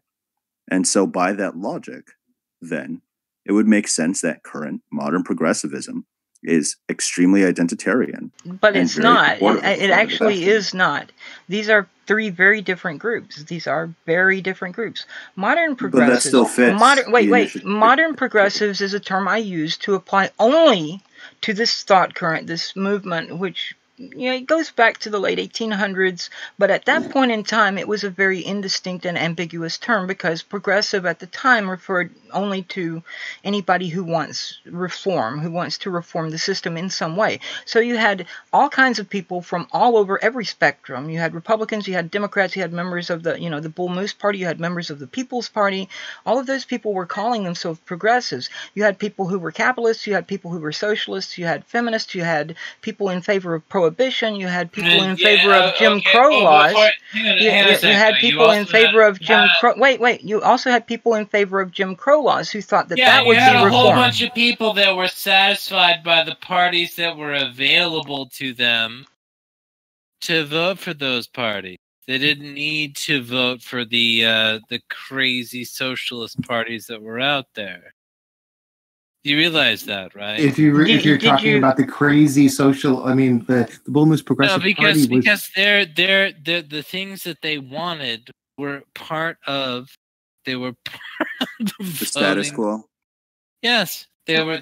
Now wait, Republican two-term president Teddy Roosevelt was really that out there with his square deal reforms that were the basis of the Bull Moose Progressive Party. Now you're talking like it's some radical idea, and it's really not. It is. I've been looking at the history of it too, and I'm finding myself increasingly disenfranchised with the romanticism of Teddy Roosevelt, looking at the subsequent effect. Let me finish explaining to you what happened with the progressive current, if you will. Okay, like I said, it started in the late 1800s. But at that time, it was a very vague term because it only referred to anyone who was in favor of reform in some way, whatever they thought reform was. And that's one of the reasons, that is the reason it was such a vague thing, because at the time, I mean, reform itself is a very vague concept. And what you ask any given person, what would be a good reform for our society, and you may come up with, some answer you completely have no expectation of getting, and it's going to change depending on who you talk to. So that's why progressivism back then was not one specific thing. But about the end of World War II, you started having people distinguish themselves into different kind of ideological perspectives, and that is when the modern progressive movement came into existence. This social justice, warriorship, identity politics, all that crap came much, much, much later.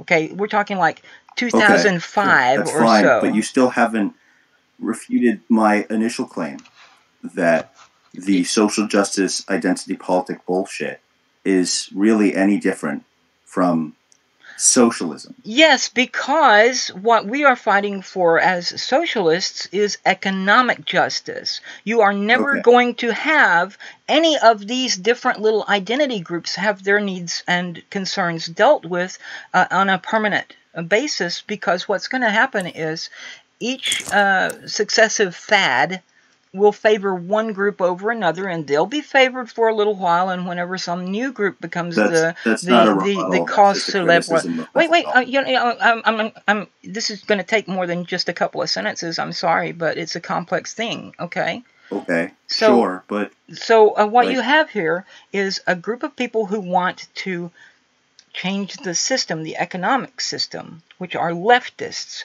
And then you've got a group of people who are like, we want ours. We African Americans, we Mexican Americans, we Latin, we don't mind if four people are controlling all of the wealth as long as two of them are black females, for instance. That's part of the issue right there. Is what you've got this group of very divisive and divided people who are essentially saying, we're more oppressed than you. No, we're more oppressed than you. No, we're more oppressed than you. We should get all, and that's not solidarity. Leftism emphasizes solidarity. We should all stand together because we have all been oppressed.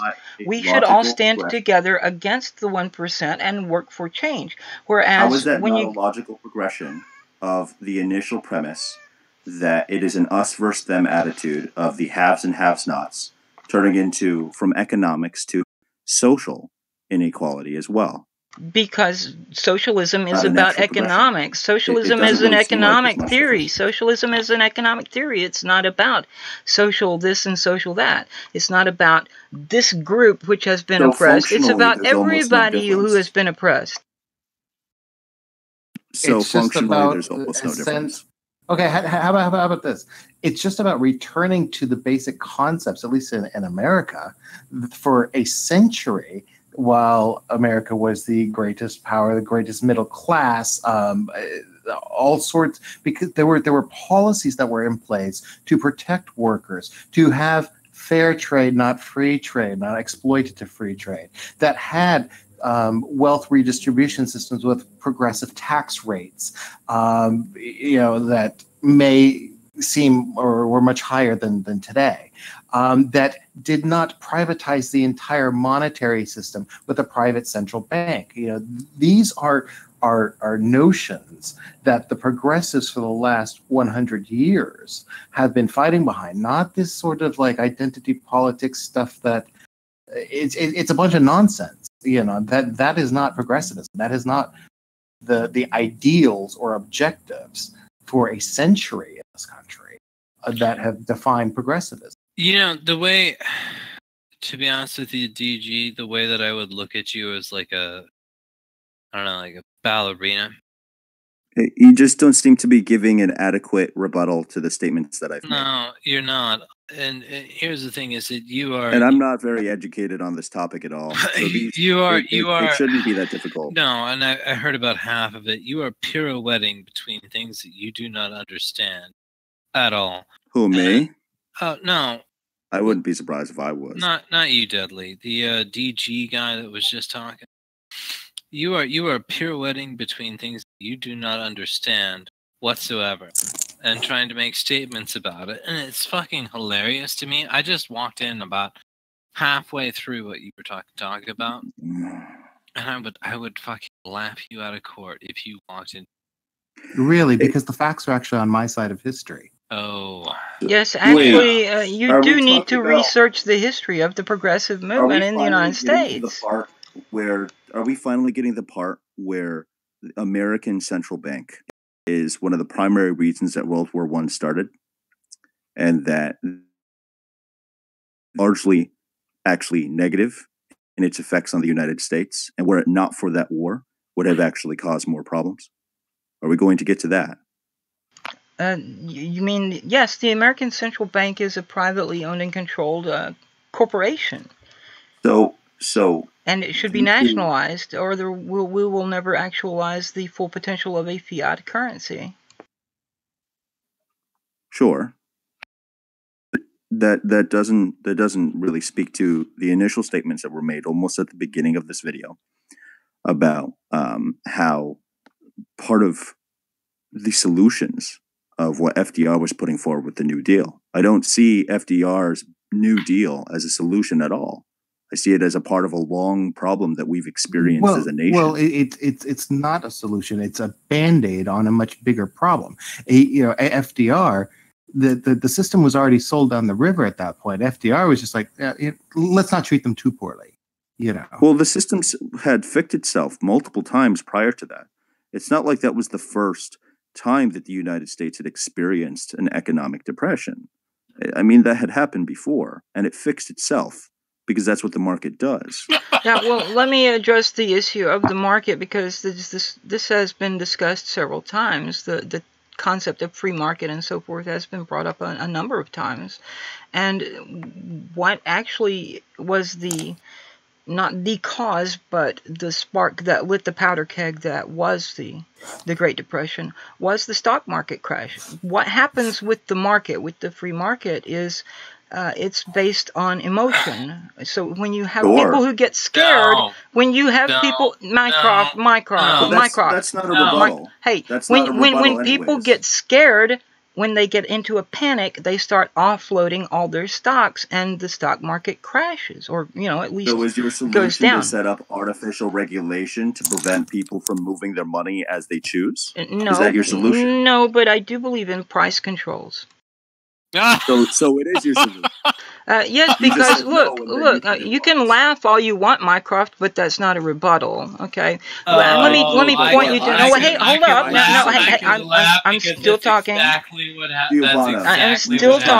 am still talking. So let me give you an example of what happened in the 1970s. Richard Nixon instituted price controls, among other things, on the petroleum industry, and as soon as those price controls, as soon as those price controls. No, you don't get to sit there. As soon as those price controls were removed, what happened was that the petroleum industry started claiming that there was an oil shortage and started jerking up their prices. And while there was not government enforced rationing.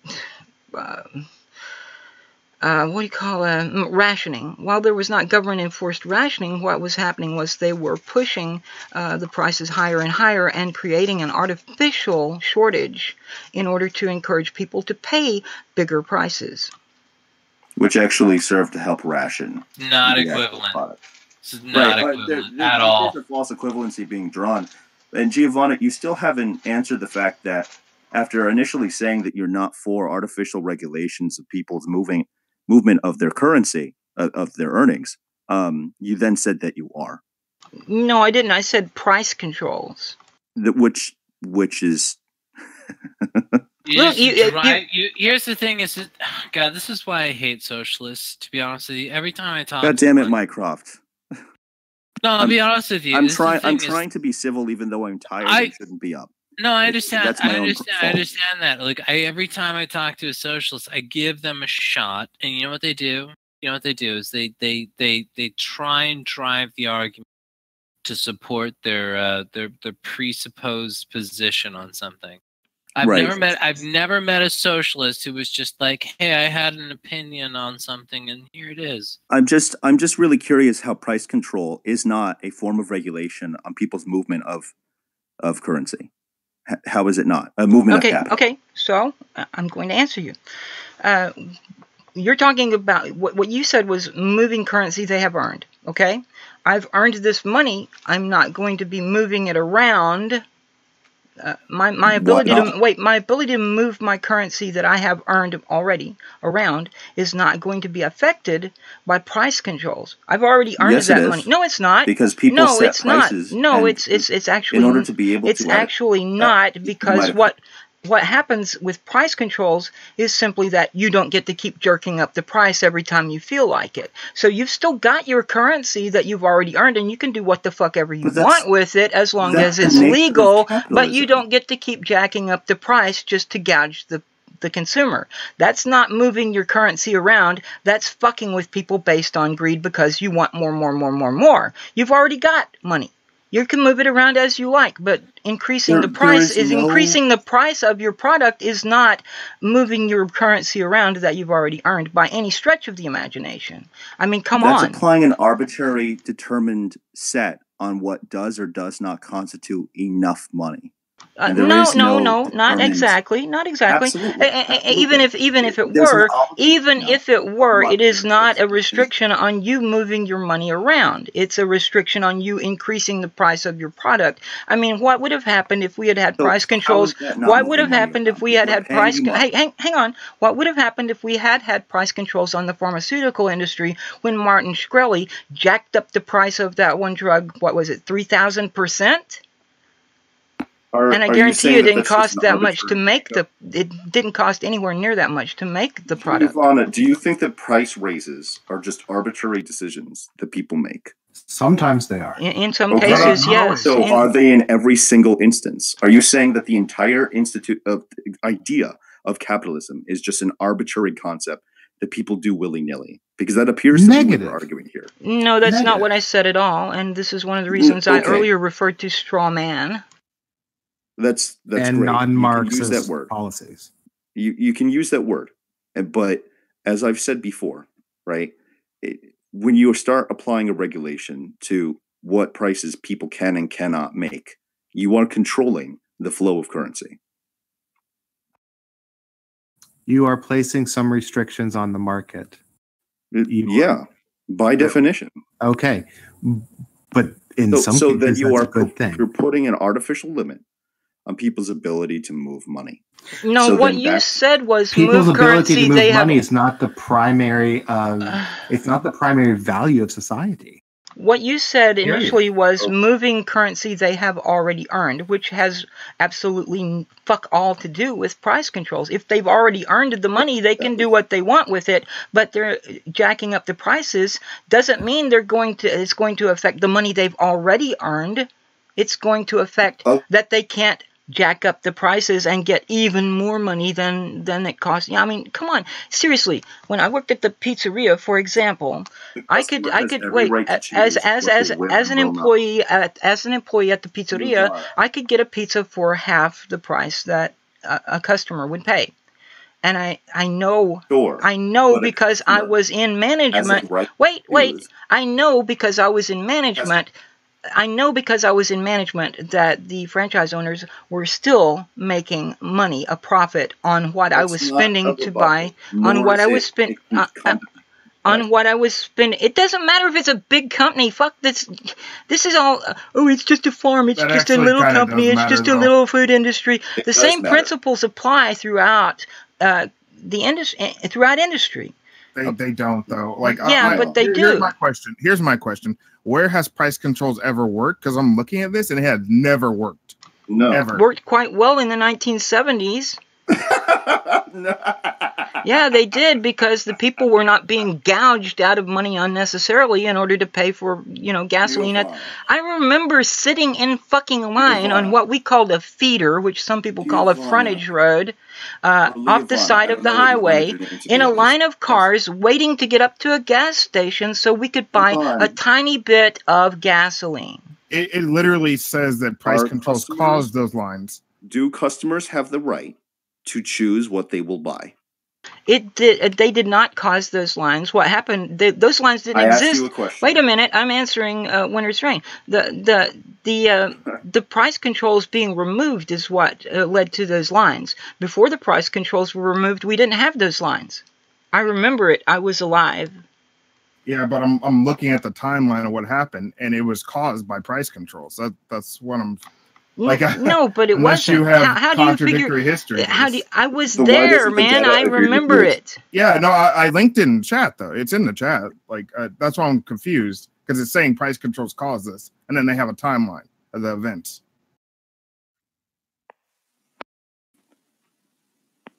Okay, there is a text channel just above the voice channel that I've put there so we can communicate while we're in voice. Okay, sorry, have to scroll up to find what you post. I was gonna say where I can't put stuff in that channel. He posted in Atrium. There's restrictions on the other channels for people to be able to post. But again, by putting a control and a price, you are controlling people's ability to move their currency. A customer determines how much they will pay. And if you put an artificial regulation on a price, then you are denying a customer their ability to choose what they will pay. Are you actually serious?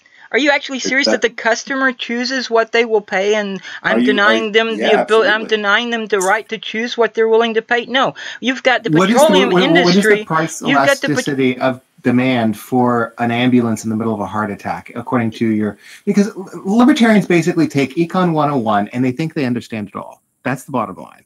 And there are cases where free market economics break down. Weren't you guys just talking about strawmans? No. What we're talking about are price controls, because there are times that normal market dynamics do not apply. They do not apply. Normal economics don't apply. So the principles of economics don't apply in all instances. So they are not the same in all cases. Says price controls don't work. Like, do you disagree with him? Like again, all the data I'm seeing is showing that, like, for example, the 70s example you gave of gas was caused by price controls. No, it wasn't. It absolutely was not. The price controls. Do you have evidence contrary to that? The price controls were there. These lines that I was talking about, they did not happen until the price controls were removed. So yes, you can argue from a far right perspective that the price controls. I'm not far right. Two, I'm looking at the evidence. Wait. You can argue. You can argue from a far right perspective that the price controls caused. This is not a far right perspective. This is not a far right perspective. This is basic. This is the economic perspective. I'm looking at the evidence. All right, so you're going to get triggered because I said far right, but you're not going to let me finish what I'm saying. I get it. So that's. You've made a series of statements that are objectively wrong. I have made no statement because I can't finish saying what I'm trying to state. You've made a series of statements. No, I'm trying to make a statement, but you keep interrupting me with, "Oh, it's not far right. It's not far right. Oh my God, it's not far right." No, I've only said that once in a 30-second period of time. I've heard both of you say it at least twice in the past few seconds, in the past few minutes. So when okay, look, from a right-wing perspective, far right, middle right, whatever, you can say that the price controls. You can argue that the price controls caused those lines, because once they were removed, that's when the lines happened, because then the petroleum industry could charge whatever it wanted to and jack up the price. And if those price controls hadn't been there in the first place, that would never have happened. Yeah, okay, yeah, sort of, but it's a very, very twisted. It's a very, very twisted way to argue that, because while the price controls were in effect, those lines did not exist. I was there. I know. I remember it. Giovanna, the data doesn't agree with you. What we're looking at right now in the atrium does not support your series of statements just now. It doesn't at all. It says that price controls are the reason for those lines. And it goes back to the statement I made before, which is that a price control is an artificial regulation of an individual consumer's ability to choose what they will or will not pay with their money which fundamentally goes back to our final question that I had asked, which is whether or not you support the regulation of people's ability to move money from one point to another, right? Their ability to use their currency. You had said no, but you're arguing for price controls.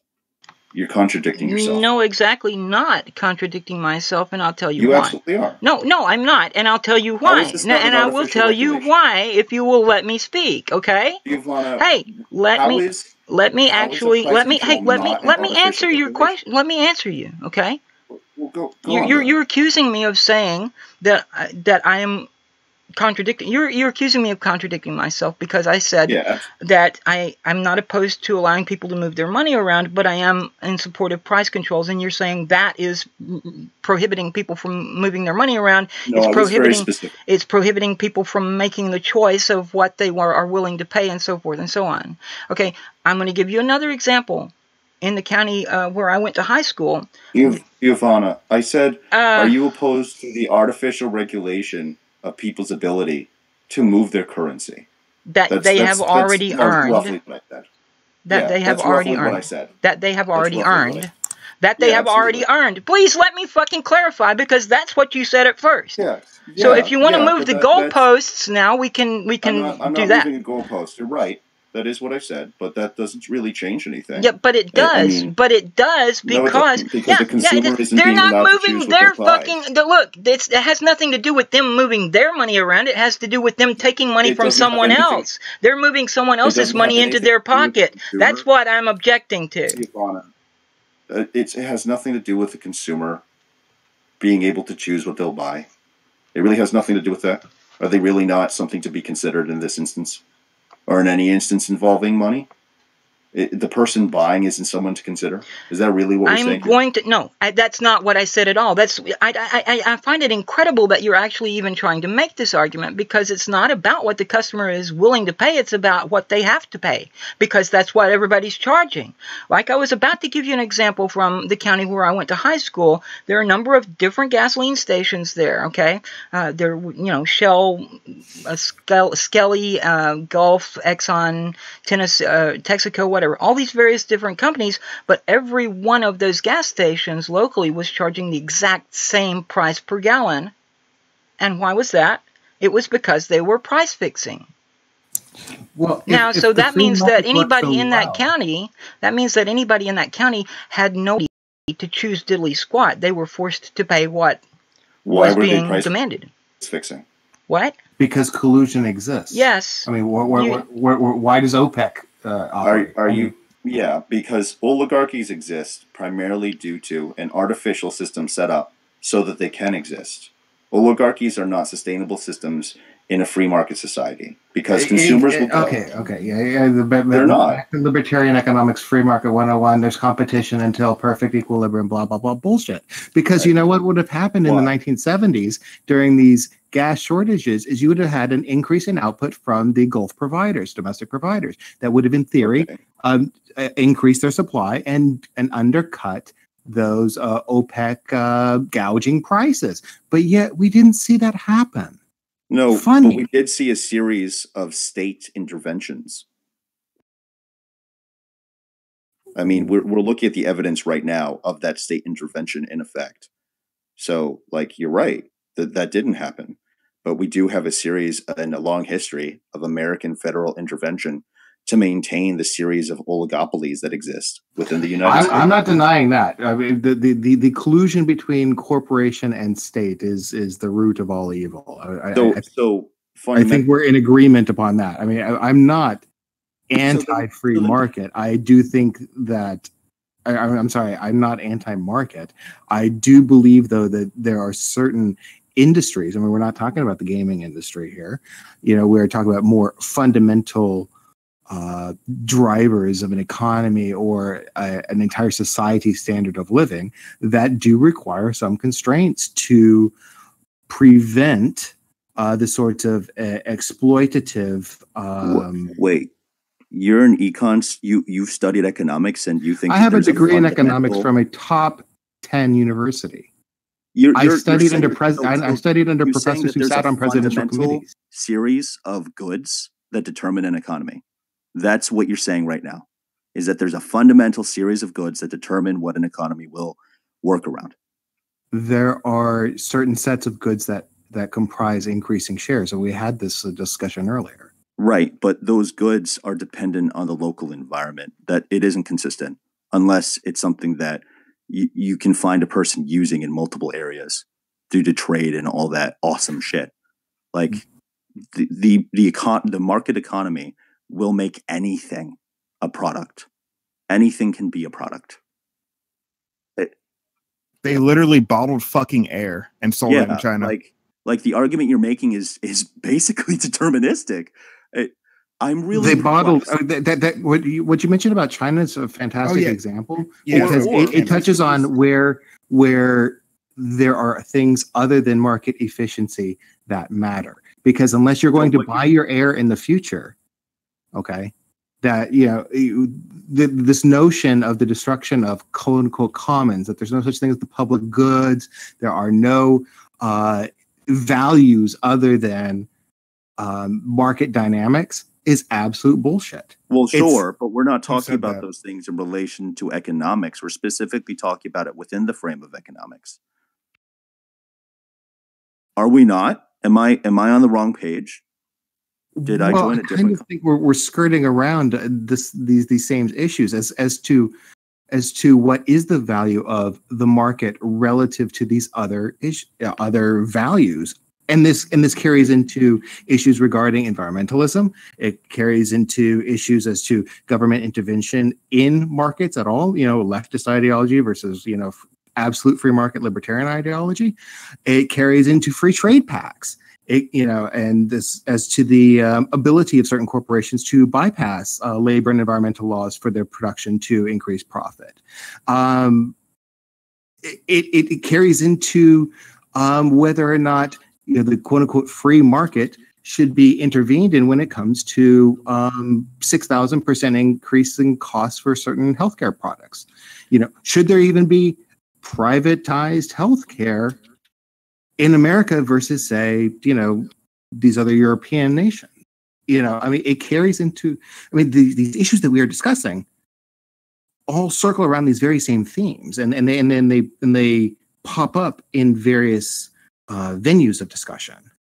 Everything from the canned air to the free trade to. Sure.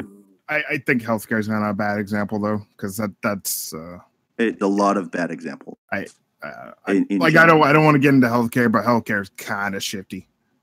It's just the stand. We can look at Milton for arguments on why healthcare should not be socialized. Milton Friedman. Yeah, absolutely. If you want to look at his body of work and come up with sufficient rebuttals to it, that'd be great. I will just say that back in the 80s, I did subscribe to Newsweek, and he wrote a column at the end of, I think it was on the last page of Newsweek, every week or every other week or something like that. So I am very familiar with some of his work. I haven't read everything, obviously, but I can't say he impressed me favorably. He's still operating on models which are no longer valid because Milton Friedman is dead. I'm kind of speaking in the past tense. Sorry. Back in the 1980s, when I was reading these magazines, his theories were based on outdated views of economics, which basically had this idea of, a gold standard or a silver standard, that we needed some kind of precious metal to back up the currency, which has not been the case since the Federal Reserve. We did for a while, but we no longer do have any kind of commodity, real or imaginary, backing up our currency. It is a purely fiat currency.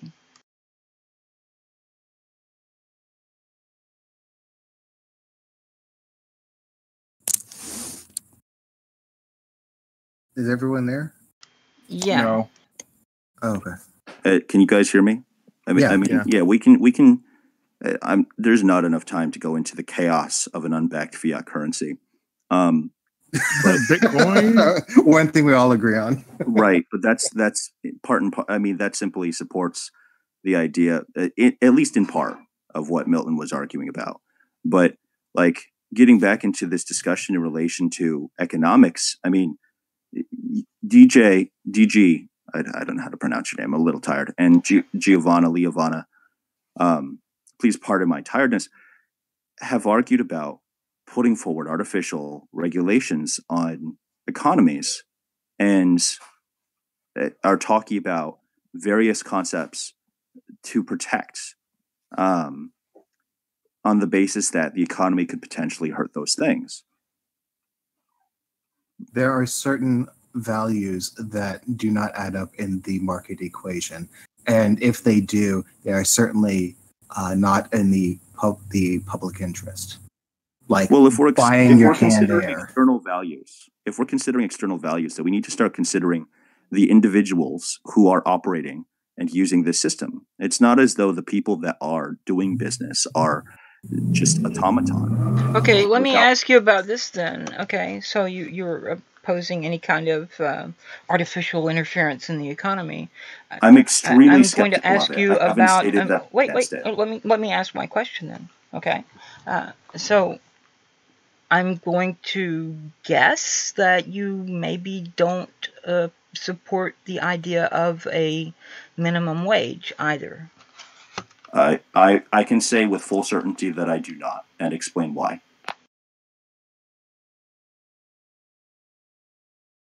Did you hear me? Yeah. I'm kind of waiting for this explanation. Oh, okay. So fundamentally, minimum wage was initially started as a means of getting rid of competition from young Black Americans who are willing to work for lower wages. And what? I'm sorry. I'm just so fucking tired of hearing all this stuff being blamed on racism. I've heard this from the Democrats, that the Electoral College is because of racism. I hear that this is because of racism. I hear that that is because of racism. The Second Amendment is because of racism, according to some of these fucking idiots. And I'm fucking tired of hearing this shit. It's not about racism. It absolutely is not about racism. So you're saying that there cannot be, at a given point in time, a series of regulations put in place initially. You dropped out there. Okay, so are you saying that this didn't initially start as a means of pricing out people of a different skin color to create an artificial regulation? I have no evidence of that whatsoever. In fact, this I can link you. Okay, I mean, you've linked me to this stuff from Wikipedia, which, first of all, I haven't linked to anything. Whoever it was that linked the two things from Wikipedia, first of all, of course, Wikipedia can be a good source, but I don't really take it as a necessarily reliable. Second of all, talking about how we're looking at the evidence when we're looking at Wikipedia, I don't see any evidence there. I see a lot of summaries of supposed evidence, but I don't see the evidence itself. I know I know the evidence of my own experience, which I lived at the time. I remember when the price controls were in effect. I remember when they were taken out of policy, and what happened as a result was the artificial rationing done by the industry itself, not by the government. And I remember the lines that we all sat in, which did not happen until the price controls were removed. What does this have to do with me talking about minimum wage and the initial racial I'm just saying, if you're going to link me to something, link me to something that isn't. You're talking about evidence. You're going to link me to evidence. I want to see evidence. What site would you accept? Whether or not, whatever the ascribed reason for its initial existence, what you could say it's because of racism. You could say, you can make up any quote unquote reason you want. Okay, I mean, you can assert it was because of this or it was because of that. The reality is that unless you subscribe to literal sharecropping and slavery, that there should be some bare minimum constraints on these intangibles that we keep alluding to, these other values, that there is a value in putting a minimum price on human labor, for instance. Unless, of course, you subscribe to slavery. So it really should not be so arduous, at least in such an informal environment as this, to be able to at least identify these ephemerals that you're talking about. Because we can talk about human life, and we can talk about people's needs, we can talk about morals and values, but then we need to actually have a foundation on which we are arguing about those morals and values. And thus far, we haven't actually done that. And it seems rather strange to be talking about particulars that we haven't even really gone into detail on as a means of a rebuttal. You understand that those who have capital, they're driven to maximize the return on that capital, and that means but anyone with money has capital. However, what's your point? What we're talking about is the current state where the divide between the oligarchs and the 99.5% of the people, which does include you, no matter how wealthy you think you may be or whatever. I mean, it doesn't, though, because I'm an American citizen, and by comparison to the international population, I'm part of the 1%. I know I'm not part of the 1% in relation to the United States, but in comparison to the rest of the species, I'm part of the 1%, and I'm fucking poor. Right. So you're making my point here. Okay. You're in the United States, and you're making a relativistic argument, and I'm showing the full expansion of that relativistic argument, and that it's a non-argument. Okay, wait. Let me jump in here because logic. Wait. Let me jump in here because logic is my field. Okay. So you want to talk about relativism? Yes and no. He's not making a relativistic argument. He's making a relative argument. That is, that what he's talking about is relative to a given society. It's not relativistic in the sense that nothing means anything and you can say whatever you want. Okay, you're talking about postmodernism where you can change the definitions willy-nilly and just make all sorts of outrageous claims. No. That's hyper-relativism. That's where nothing is true. There's no objective truth. Everything is purely subjective, blah, blah, blah, blah, blah. No, but a relative argument is one which is relative only to a given society, which is, in fact, what we are talking about primarily, this, sort of first world economy. Right. So, okay. So to be more specific, talking about it in relative terms, sure. Americans within, or citizens within a nation, there are going to be people that have more power than other members of that nation. That is a simple reality. Nobody's debating. But that's always going to happen. Yes, but we are talking about relative amounts of that. I mean, we're talking about what is going to happen when those who control 99% of the entire economy, because they control 99% of the capital and direction thereof, have a neo-feudalistic state because you don't believe in things like public goods or the value of a middle class. Well, a capitalist system can't actually exist without, at least in terms of its major successes in the past, it needs a healthy middle class. It's against the interests of these people that you're talking about, this faceless 1%, to attempt to eliminate the middle class. And it seems rather... It is happening. It has been happening. And that is a result of neoliberal policies that subvert, destroy the sorts of protections that have been in place since, say, the 1930s or 40s. Everything from progressive taxation to labor laws to, in terms of standard and, standards.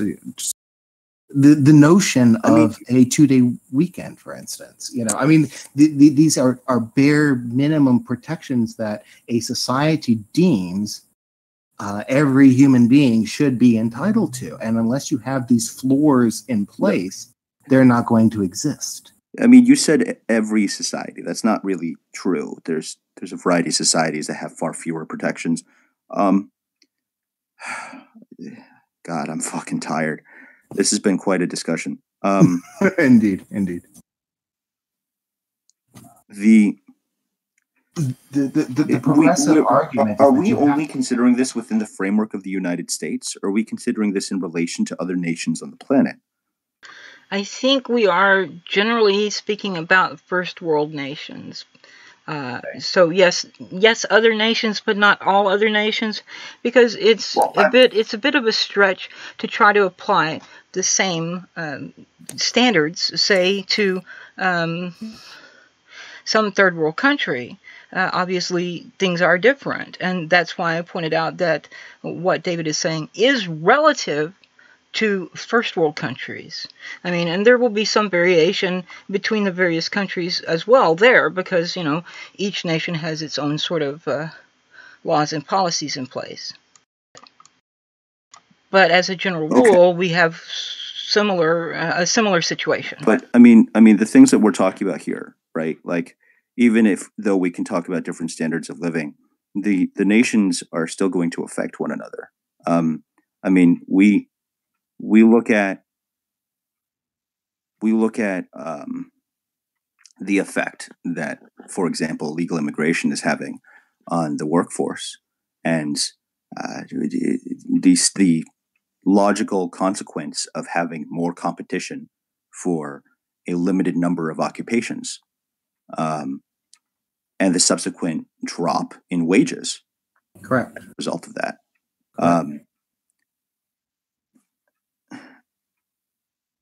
So, like, I'm not trying to be petty or anything, but you told me that, you know, Wikipedia wasn't a source. So I went through and I found all the people that were speaking about it. And when I was when I was learning economics, a lot of these people had either written books or written on the subject, and they all are backing that the 70s crash was caused by price controls.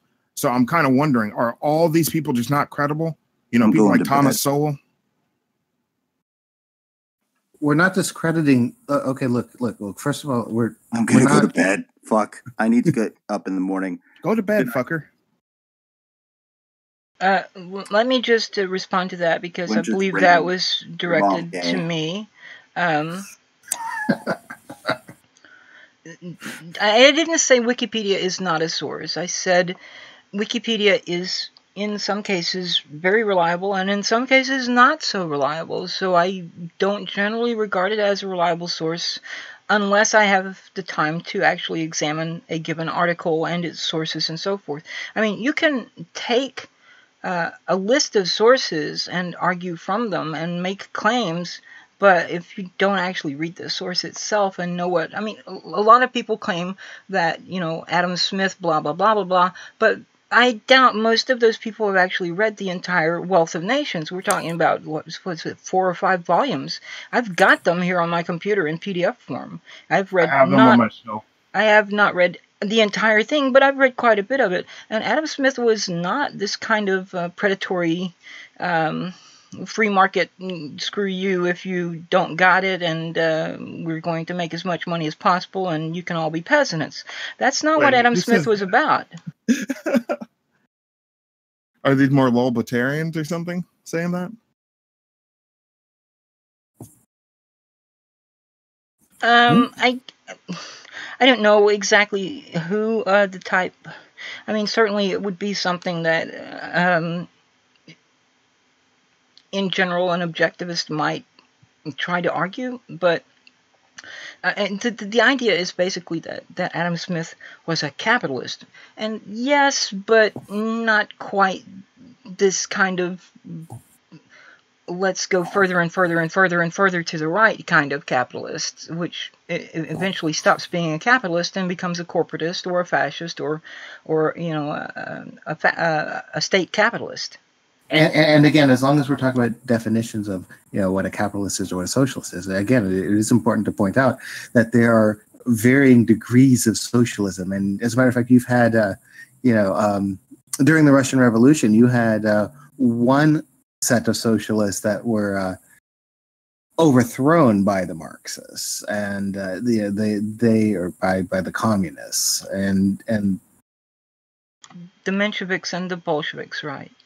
Right, you know, and so, you know, there isn't one the socialist, and there isn't one the socialist sort of economy. I mean, it just doesn't exist. I mean, what we're talking about are various gradations of basically collectivist policy. I mean, that's the bottom line. Well, from how it was taught to me, it's a climb basically. It's just a gradation. It goes from one end is capitalism, the other end socialism, and most countries fall in between somewhere on that scale. And that is true, you know. But you have moderate socialists. You have just basic. You could say some of the basic foundations and policies that were set that created the Great Society here in the United States were policies that said, okay, to have to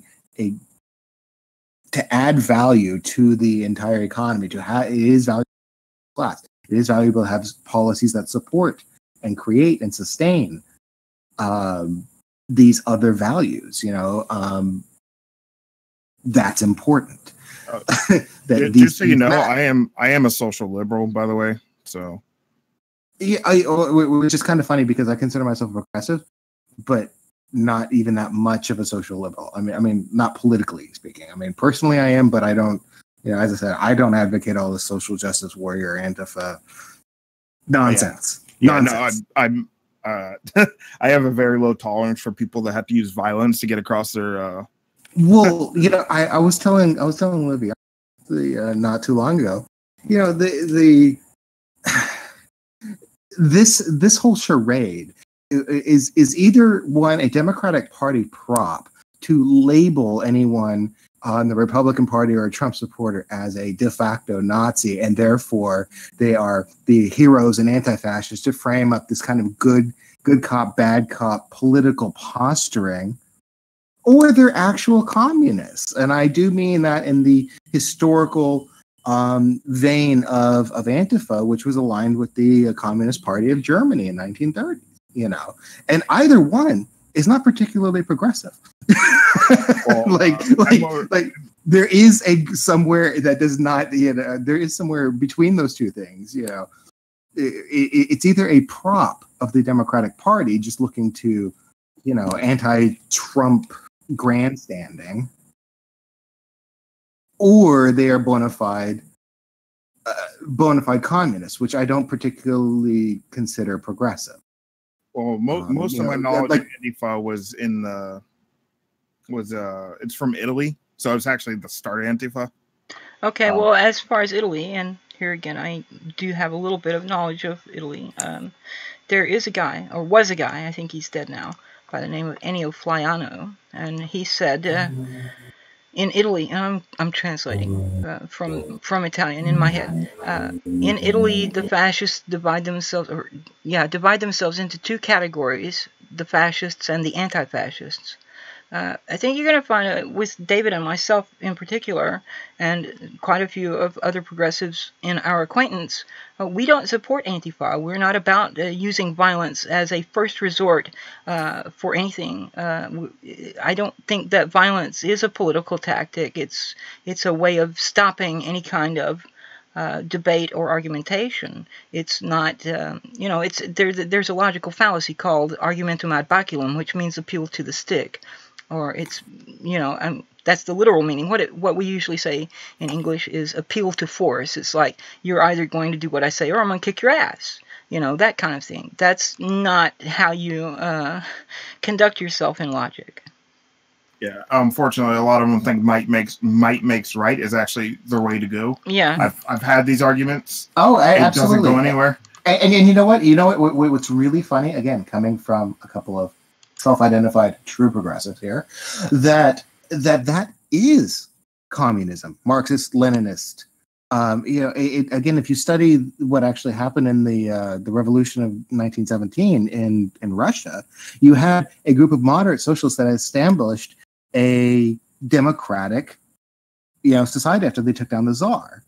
And of course, Kerensky's rival Lenin, when they were about to lose the election, decided to violently overthrow and assert their particular flavor, and you had the establishment of Marxist, Leninist, communist, which is very interesting because once you subscribe to that ideology, it's not long before Stalin comes along and does the same to you and hunts you down. I mean, it's just a cycle of perpetual violence that disregards democracy at the end of today.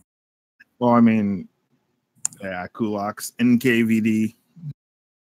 Right, and But KVD, I find it KGB, funny all that that they stuff. went after the farmers. Like that was the thing that really got to me when I was looking at the history. I'm like, you literally have people that are trying to get the factory workers to go after the farmers who are still doing backbreaking labor. That's just as bad. It's literally workers fighting workers. And one of the things about the Russian Revolution, which is very curious, is the fact that Russia at the time was still largely feudalistic economy.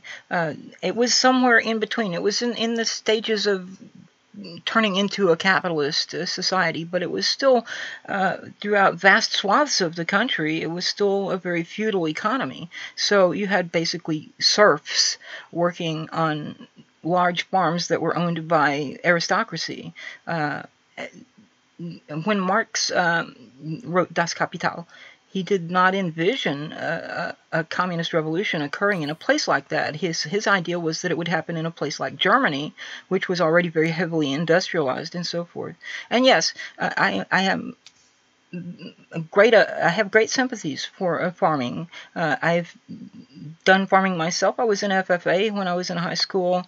I earned the state farmer degree, which is, you actually have to produce something and make some money doing it in order to earn the chapter farmer and then later the state farmer degree. And then, American farmer is the final one beyond that, which I didn't get. But yeah, there was certainly this kind of resort to violence as well. I mean, it wasn't even a resort. It was like their first option, really. And that's not something that you're going to find modern progressives generally support. Modern progressivism comes out of the Enlightenment movement, the same as social liberalism, the same as classical liberalism, the same as conservatism. All of these things, even socialism, in some cases, is based on Enlightenment values. Well, I'm glad you guys are different, but that out of the thousands of different progressives I've met, I have never met any like you, ever. Just ever. They're all communist. Now are they bona fide communists? As in, like, they are literally flying hammer and sickle flags, setting American flags on fire, and rioting.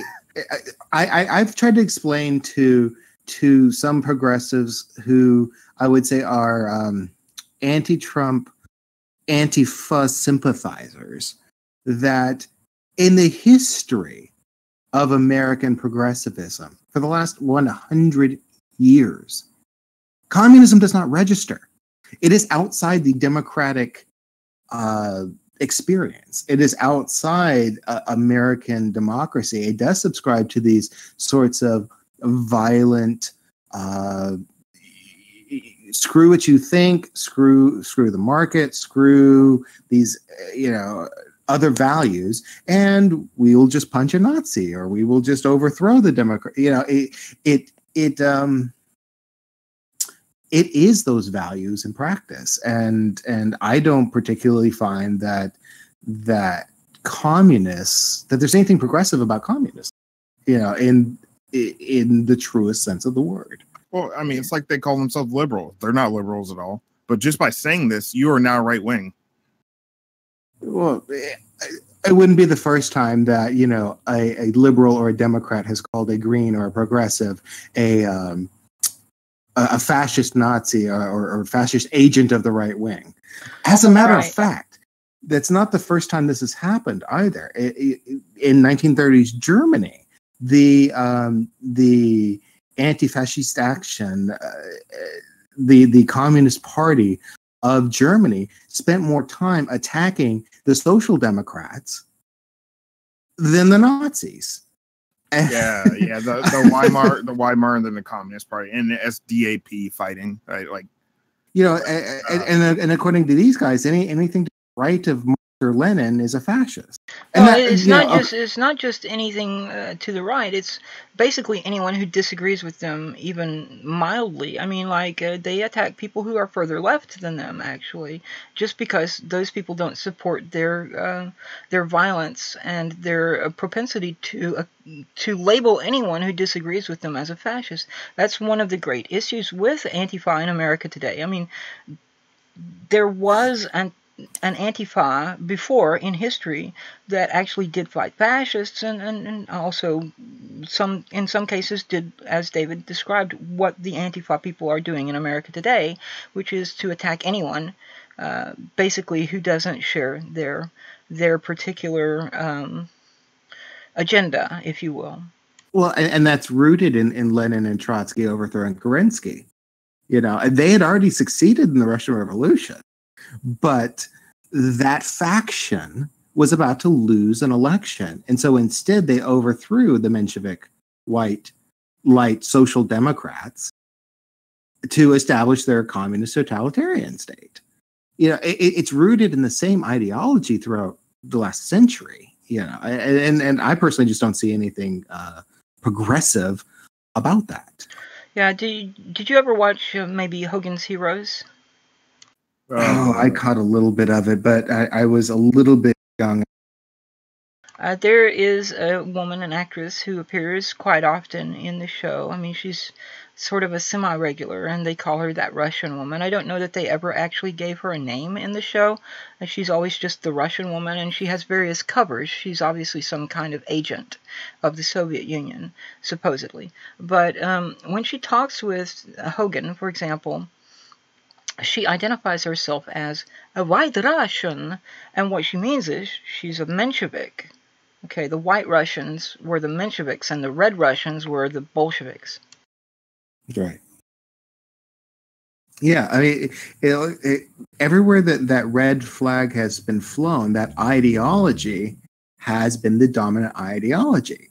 You know, you seize the means of production by violence, you take over democracy or property or whatever the existing structure does not matter. Democracy does not matter. Violence to achieve the ends is the goal. And that has been the modus operandi for 100 years with that group. There's nothing rooted in the American experience that supports that. Yeah, it's certainly not progressive. Again, like Liviana said earlier, regardless if they call themselves progressives. Like, it is just not. Like, when you look at the historical legacy of what progressivism in the United States is, it does not include that. You look into Marx's writings, and you'll see the constant encouragement of revolution as a means of overthrowing the current order and establishing the dictatorship of the proletariat. So, I mean, revolution in the literal violent sense is inherently a part of Marxist socialism, whereas modern progressives may talk about what we call, for example, a political revolution, which is not a literal violent revolution. It's just a, sort of, an alteration in the system done by peaceful means. At the ballot box, we vote. Vote for people who support the policies that, these quote unquote progressive policies or issues. And that does not necessarily include dominance of communists or identity politics, which is really just a prop of the Democratic Party anyway. I mean, it has been for 100 years. I mean, that is, the irony is that they actually fought against civil rights for the bulk of that portion, up to like 1970. So I've read, I think 6 Marxist books. Let me see my shelf. Yeah, so about 6. So I have all 3 volumes of Capital. Let's see. I have Value, Price, and Profit, Wage, Labor, and Capital, and then On the Jewish Question. Like I don't know. Like everything I read by Marx, it's just crap to me. Like I just haven't seen anything. Like, could you point me towards something that's what I will say about Marx is that his criticisms of capitalism are pretty good. I mean, basically everything he said about capitalism is true correct at the time, true or very close to the truth. Sometimes he exaggerates a bit, but yeah, when he criticized capitalism, he was pretty spot on. It's the problem is, or the challenge is his proposed solution, which is, like I said earlier, it's idealistic to the point of naivete, basically. The idea that you're going to overthrow the current system by means of violent, bloody revolution and establish a dictatorship of the proletariat, and then somehow this dictatorship is going to magically blossom into a classless and stateless society. Dictatorships don't become stateless societies. It's just completely... I mean, the only way a person could believe that would be if that person had the mentality of a fundamentalist cult member. You know, I generally do describe Marxism as a cult. We're the rare progressives, apparently. Yeah, no, you're extremely rare. Again, I have never met people like you, ever. I didn't think you existed. I do run a community on Google Plus that has, what do we have now, about 1,700 members, and I think most of them are on board with this. I mean, we have a few people in there who, you know, are crypto Democrats, basically. They're partisan Democrats, and they still are laboring under the assumption that the Democratic Party can be reformed, which it can't, for a very simple reason, and that is that in 1973, after the 1972 election, in which Nixon trounced McGovern, with considerable help from certain elements in the Democratic Party, as David can tell you in some detail, the Democrats went into their national convention and revised their charter and bylaws in such a way as to prevent any sort of grassroots reform of the party or any sort of grassroots takeover of the party. It's basically set up now to keep those in power in the party who are already in power in the party. So, you know, Cenk Uygur and Kyle Kulinski and all these Justice Democrats and it's a joke. Yeah, it's a sick joke. Indivisible, all these different groups, they're just tilting at windmills, basically. It's a waste of time, money, and effort that could be spent instead building up an actual alternative like the Green Party or the, you know, Socialist Alternative, or, you know, there are a number of different leftist parties in the United States, and none of the Democratic Party is not one of them, basically. Yeah. Well, why do you think I was so happy to find you? Like, and it makes me really happy to see that there's 1,700 people that aren't fucking crazy. But unfortunately, every college I've been to is infested with these fucking people from top to bottom. It's just infested. Yeah, well, that is definitely an issue. The fact that I want to say about this, I am doing a series of videos, and I've got 2 of them out so far, about the historical context of what I call postmodernist outrage mongers. And I think maybe post-structuralist would, in some cases, be more accurate. Post-structuralism sort of preceded and overlapped postmodernism, and you have some of the same figures involved in both. But post-structuralism, I think we would probably associate more with Derrida, Jacques Derrida, and Jean-Francois... Gariepy? No, not him. Not him. I have no explanation of as to what is going on college campuses. You know, I left that scene circa '98, and you know, so I've been quite divorced from what this movement is being driven from. And as I said, you know, I even at that time I was studying economics under professors who sat on President Clinton's committees, you know, so it was a very different experience for me. When I look at, you know, I'm basing the definition. I mean, a lot of this has to do with the definition of progressivism, you know, as I said, as we've talked about, you know, these people call themselves progressives, but when you look at the actual factual history of progressive movement in this country, they have very little in common.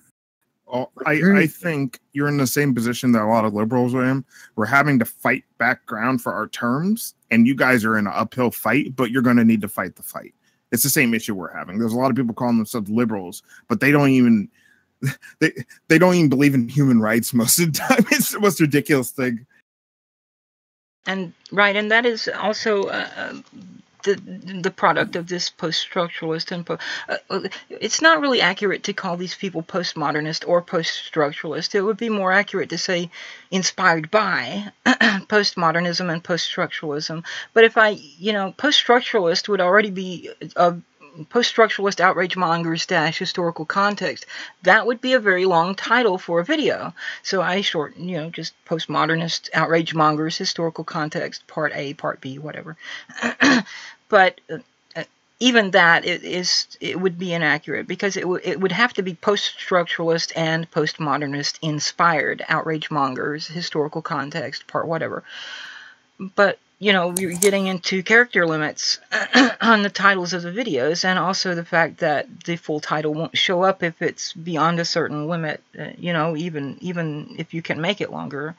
So I tried to, kind of give it a sort of a short name. But yes, I am doing this video series on the historical context of postmodernist outrage mongers, as I've called them. And I got this term, outrage mongers, from Nick, which is Wizard of Cause. And we were talking about the whole social justice warrior terminology, and I had said to him that I didn't like to use the term because a lot of people have started shortening it to just social justice, and none of these fucking people give a shit about social justice. They use the language of social justice in an effort to spread their outrage and to promote their victim narrative and so forth. But social justice is something that was invented by, the term was coined by a Catholic guy in the 1840s, and I guarantee you that the vast majority of these people have no interest in what he was talking about. Social justice is actually a good thing. It's kind of the Catholic version of what Protestants were calling social gospel around the same time. And no, that's not what Glenn Beck says it is, okay? The social gospel is basically summed up in what is the Sermon on the Mount in Matthew chapters 5, 6, and 7. So that's where the social gospel comes from. It is the social element of the gospel. Now, I'm not myself a follower of any Abrahamic religion, but I do have considerable training. My bachelor's degree double major in philosophy and religion, and my master's work was in theology. So I do know quite a bit about it, and knowing quite a bit about it is why I'm not part of it anymore. Yeah. So, you saw me get fucking triggered earlier, but so when I got out of the military, I hadn't run into any of this, and then I stepped onto a college campus for the first time in my life. I came out of a very, very poor area. I grew up in the ghetto, and I have literally almost been lynched. I've had people chase me with pipes, bats, chains, that kind of stuff. I've been shot at before by people, white people that were for racial reasons. I've had that happen. I have not experienced more instances of racism before that until I stepped on a college campus. This is how bad it was. These motherfuckers would treat me like I was just the dumbest motherfucker in the planet. Like, oh, you're black. You need help. You're just so stupid.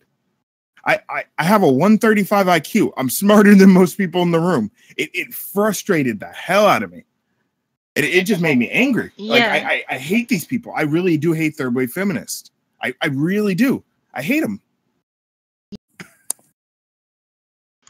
One of the things about this is, the so-called social justice warrior, the outrage monger. They try to be outraged on your behalf. They don't listen to what you have to say. They are not interested in your experience or your concerns or your needs or anything like that. They're going to decide themselves in their ivory tower, and then they're going to try to impose that solution or imaginary, what they've come up with and they think is a solution. They're going to try to impose it from the top down on you. That's one of the biggest issues with them. Yeah, I tend to think of it as a combination of ignorance and narcissism. What it does is it feeds the self's need to feel morally superior or to go crusade for some invented cause. And they create a narrative, and they will go out and push that narrative, and they will go defend and fight for, the quote unquote oppressed, as opposed to looking at actual policies that create, as they talked about before, equality of opportunity and not necessarily, if not, equality of outcome, because equality of outcome, by definition, is communism, period. I mean, everybody's got to be equal. You got to have the state quotas on everything. State, everybody has the same outcome. So it is Marxist communist ideology combined with this like propensity towards violence, which and as I said, I don't find much progressive in it at all. And when I look back into the history of progressivism, as I said, going back over a century, that doesn't exist. That is not a part of what has been the politically progressive movement. As I said, this term has become bastardized, I think, in the last several years. And it feeds that individual's need to feel morally superior to, say, a Trump supporter or somebody who doesn't agree with them. Yeah, like I'm right, I'm crusading, and whatever, Yeah, like, it's narcissism.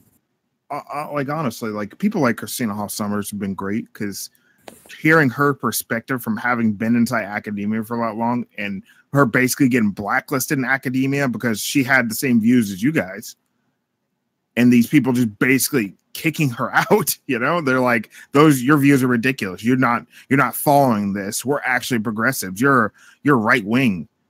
How can you possibly say that?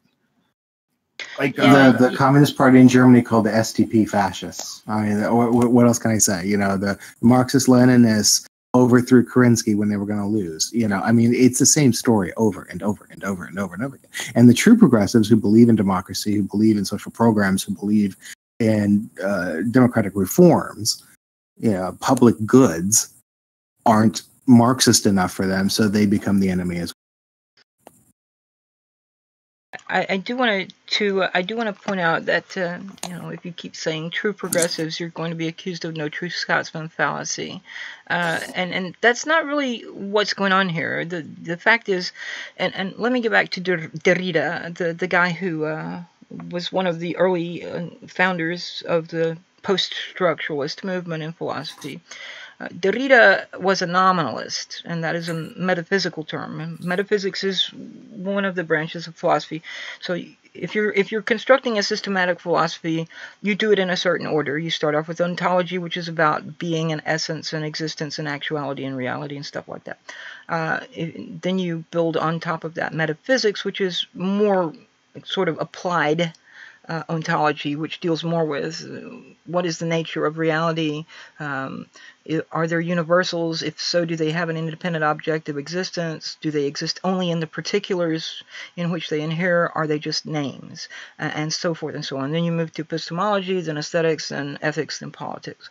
But in metaphysics, there are a number of different views. You have materialism, you have monistic materialism, pluralistic materialism, all kinds of, and I'm not going to take the time to explain all of these terms, but so we will say, for example, Plato is a type of a realist, which means that he believes that the forms or the ideas or the archetypes, and the term he used in actual Greek was archetypoi, which would be the source of our word archetype, and it's not quite the same thing as Jung's archetypes, if you're familiar with that. But Jung did kind of base his idea of archetypes on this notion of Plato. The forms for Plato are universals. It would be what they would be called in the scholastic philosophy of the Middle Ages. And what that means is that say you have these two trees, and say one of them is a pine tree and one of them is an oak tree. Okay, what is it about both of those two things, which are obviously very different, what is it about them both that makes both of them a tree? And Plato would say, well, it's the form or the universal quality or what essence of treeness, basically. Okay, and then what makes this loblolly pine and this shortleaf pine and this longleaf pine and Scotch pine and Carolina yellow pine, what makes all of those pines? And Plato would say it's the form or the universal of pineness. These are particular trees And in each one of them inheres the universal of treeness. And these are particular pines, and in each one of them inheres the universal of pineness. Or, you could do it with oaks, you could do it with dogs, in different breeds of dogs, different breeds of cats, you can do it with all kinds of things, and also with mathematical truths. Plato would say that mathematical truths are a universal, independent, objective things exist apart from anything in the material world. That there is this kind of world of forms. Plato's student Aristotle comes along and he says, no, well, yeah, there are forms, but they exist, they only have essence in existence. They only have any kind of reality in those particulars in which they inhere. And then you have people who are nominalists, and what that means is they say that all of these things like pineness and mathematical truths and concepts like justice and the good and beauty and so forth, all of these are just names. They have no actual referent. There is no referent, which is the universal concept of justice or truth or anything like that. They're completely relative and subjective, and they exist only in our minds. They are just names. And we gave these names to things for convenience sake, so we could communicate. So this is where Derrida is. He's one of these people who thinks basically that there's no such thing as objective reality. There's no kind of objective truth. And, so this leads to what I have called a hyper-relativistic epistemology, which says that truth is whatever you want it to be at any given moment in time. You can deny science, you can deny history, you can deny philosophy, you can deny logic, if it isn't convenient for whatever the shit narrative is that you've crafted, basically.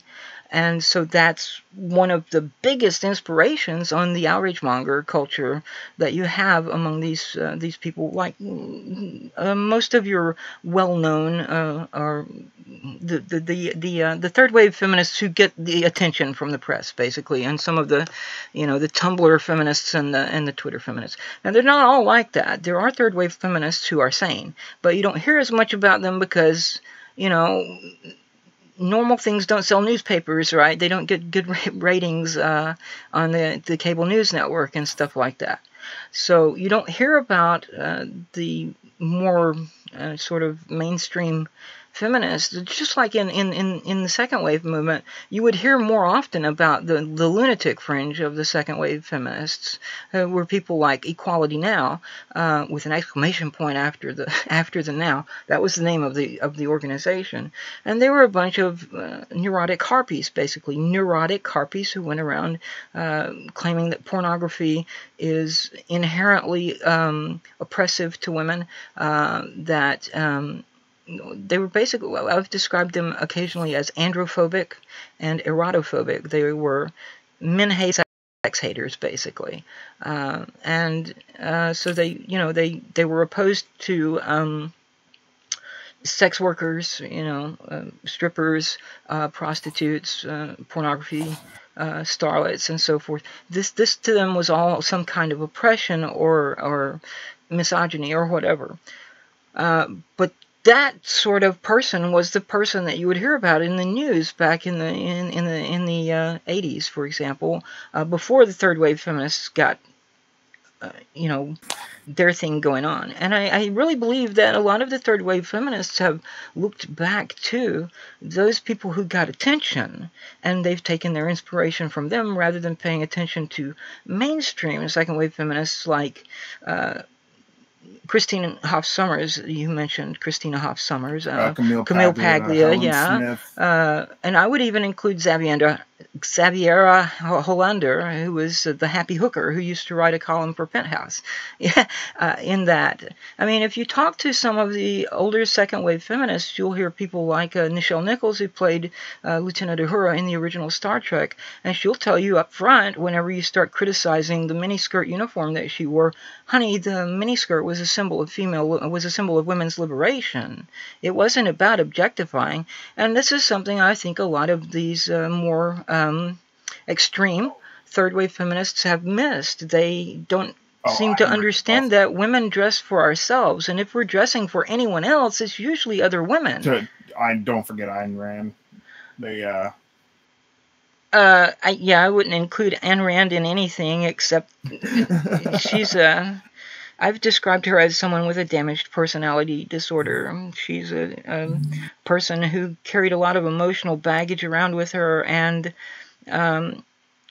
I don't doubt that she had an actual experience of being victimized when she was still living in the Soviet Union, because Stalinism was a very brutal thing, you know, and certainly her family did suffer some hardships, and so yeah, there was an actual victim status there, but that kind of thing, the damaged personality disorder, is, you've heard of the cycle of abuse. Well, that's what we're talking about when we talk about a damaged personality disorder. A damaged personality is someone who perpetuates this cycle of abuse, and in some cases with a particular person. They will conduct a whisper campaign behind their back. You know, it's usually someone with whom they've been at least somewhat intimate, not necessarily sexually or romantically, but someone they know. And they will talk to that person's friends behind their back and accuse them of all sorts of, you know, abuse and so forth and so on. So basically they poison the well against that person, and that person is made out to be the abuser, when in fact it is the damaged personality who is doing the abuse.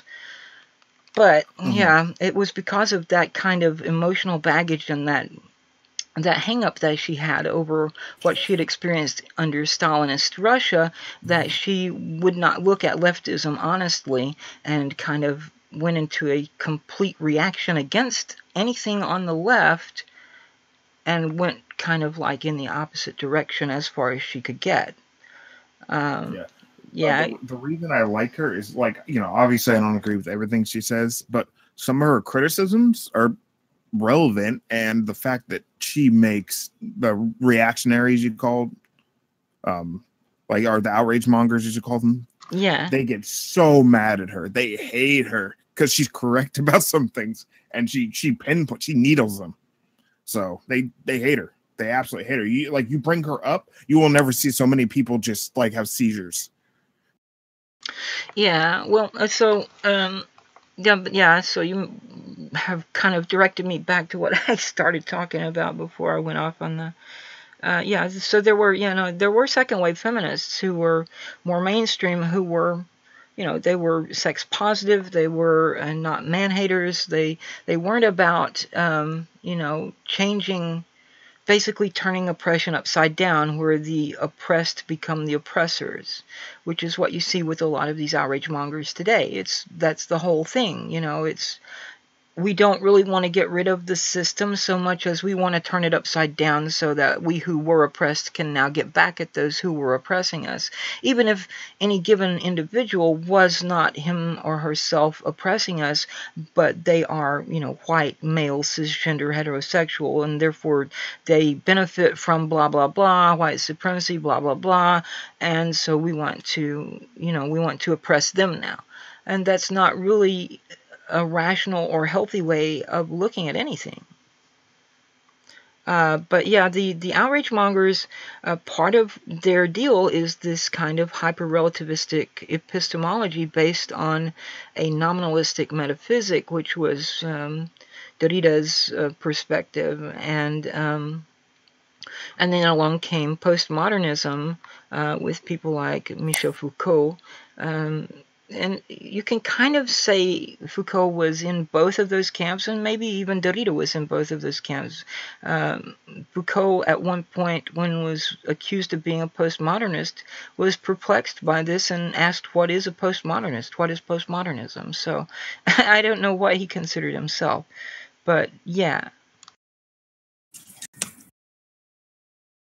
Yeah, I don't know. Like, I think the issue is it gets very, like, even, you know, I messed up my terms earlier. Like, it's a very complicated subject, and I don't have enough personal time to put into it to get very, you know, competent at it. You know, obviously because we have to stick to our areas a little bit, but I feel like a lot of movements, like, people start something, people have an idea, and it just gets co-opted. And oh yeah, definitely. Unfortunately, the majority of people are not not you guys, unfortunately now. But I will say, though, I did not hear about this before I stepped into a college campus, so it is very contained. It is not everywhere. You know, it's not leaking out into the public so much, but at the upper echelons of society and in academia, these people are very prevalent. They are trying to spread. I mean, they've gotten into gaming industry and tried to pervert that. They're now into comic book industry and trying to pervert that. So, I mean, you know, when they get out of college, they do go on to do other things, and they try to spread their outrage there as well. But like David, you said you were last in school in '98, I think. I left graduate school in 1993, and I was still hanging around there in the first semester of '94, but then I moved away, and I haven't been involved in the academic world since then. So I mean, the news of what's going on college campuses now was not entirely surprising to me, because I'd seen this kind of thing before in the late 90s, early 2000s.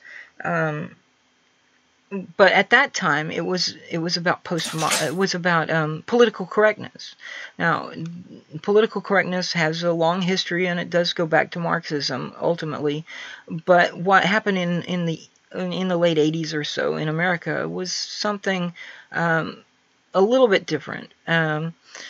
And I think that initially it was a good idea, but like any movement, it has its pros and its cons. And so in the late 90s, you had some people who got involved in the political correctness movement who, by about 2003, 2004, 2005, had engaged in what I call semantic revisionism, where they basically redefined the term political correctness in such a way that they could accuse anyone who disagreed with any part of it, or who offered any constructive criticism, or who even asked sincere questions, of being a racist and a sexist and a homophobe. They hadn't added everything that they do talk about now back then, but those were the three things they would throw at you if you dared to dissent, even in the tiniest jot or tittle. And so then I had encountered them in say the first decade of this century, so around 2003, 2004, 2005. I was familiar with some of these people because they moved in some of the same circles I did. We weren't on the same page, but we were involved in some of the same stuff. And so then I took a break from all that for a while when I went to work in the gaming industry. And so I was still paying a little bit of attention, but I was nowhere near as active as I had been before. And then I come out of that, and Gamergate is going on still, and I'm like, what exactly? Because I had asked people, my colleagues that I worked with, what is this about? Have you heard anything about this? And either they didn't know enough to have an opinion, or they didn't want to get involved, because nobody I asked really wanted to talk about it, and they didn't know, or they didn't want to talk about it. So I got involved in Gamergate eventually. When I started dating my current boyfriend, I found out that he was involved in this thing, and I was, I knew very little about it. I'd seen some articles from, the gaming industry, and from the gaming media, and from the mainstream media, and it was painting Gamergate as this kind of hate group and all this kind of shit. And he said, no. Here, he gave me a bunch of links to articles and videos and so forth. He said, go check this all out. And so I did, and I did my own research as well, and I found out it was quite different, and that it was some of what I was doing when I was working in the gaming industry would line up with it, because one of the things that I made a personal crusade out of was to combat language censorship in the games that we published. We had one of the games I worked on was developed in South Korea, and the Koreans had a language filter they had put into the game, which was censoring completely innocent words like computer, because P-U-T-E is in the word computer, and pute is the French word for prostitute, okay? There's another word, participate. CIPA, C-I-P-A, is in that word, and somewhere in South America that's some kind of racial slur. But what this has to do with people playing an English you know, an English language game, most of us were in North America, gamers and people who worked at the company, and we had some people from Europe, and you know, there were people in South America as well, you know, but I mean, most of us had no idea why these words were considered bad. And one of the things about that was a particular flaw with it was it would tell you in the system menu above the chat window what exactly you had said, which was supposedly bad. So it was actually broadening people's vocabulary of, you know, racial slurs and and things like that, because they would see the word and then they'd go look it up to find out why the hell it was supposedly a bad word. So I wanted to get rid of the language filter entirely. But in the end, what happened was I managed to get the people higher up to work with the developers so that we got control of the language filter. And one of the first things that was done was we turned off the fuzzy feature of the filter, which is why it was censoring words like, you know, participate and computer and things like that. The fuzzy feature in a language filter is basically if you try to bypass the filter by spelling a word weirdly, you know, like if you type G-H-E-Y instead of gay, right? So it would register that as, okay, they're trying to subvert the language filter by spelling things in a strange way, or they're trying to include it in another word or whatever, so we're going to, you know, censor that. And so we turned off the fuzzy feature, and then we had control over the actual list of words from that point on, and quite a number of the words were taken out. I mean, we couldn't even say crap because, you know, in South Korea, they didn't understand the distinction between crap and shit, but I think eventually we were even able to say shit in game. I mean, there were quite a number of, you couldn't say lesbian. You know, I mean, it was just ridiculous. It was like something out of a Victorian era, neo-Puritan. It was ridiculous. So, yeah. I think also the Koreans are a special case. They're kind of prudes. They're a special kind of prude, even for prudes. Like the ban on porn and like how that operates, which I find hilarious. Yeah, yeah.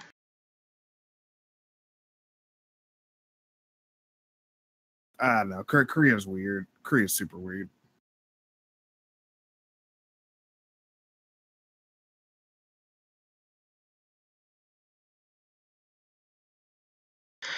So, yeah, I was going to talk about socialism back at the very beginning, and we all got kind of sidetracked. Let me see if I can kind of return to that just a bit here.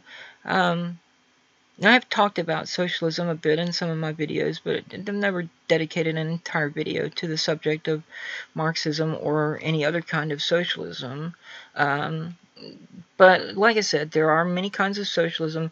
There were different kinds of socialism around before Marx and Engels. In fact, they criticized every other socialist philosophy as what they called utopian socialism, and they referred to Marxist socialism as scientific socialism, which is very ironic because, as I've already pointed out, Marxism is itself a very utopian concept, the idea that you're going to create, you're going to overthrow the government violently and establish a new order, which is going to be a dictatorship, and that's somehow going to pie in the sky by and by when we die turn into a classless and stateless society, right?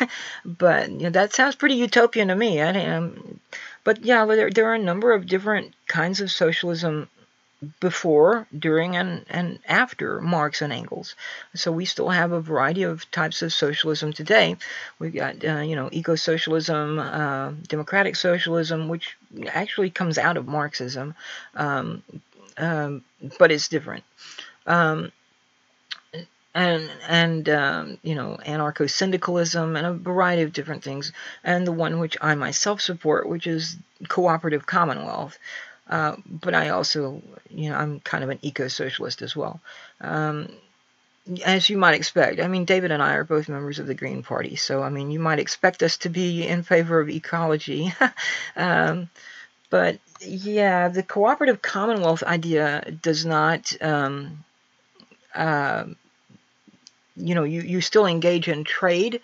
You still buy and sell. it doesn't necessarily require an artificial commodity like paper money or whatever. It's just whatever the medium of exchange happens to be.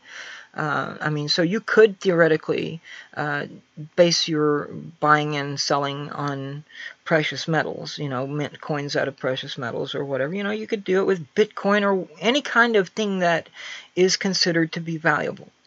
So yeah, we are not going to abolish money per se. We're not going to abolish trade.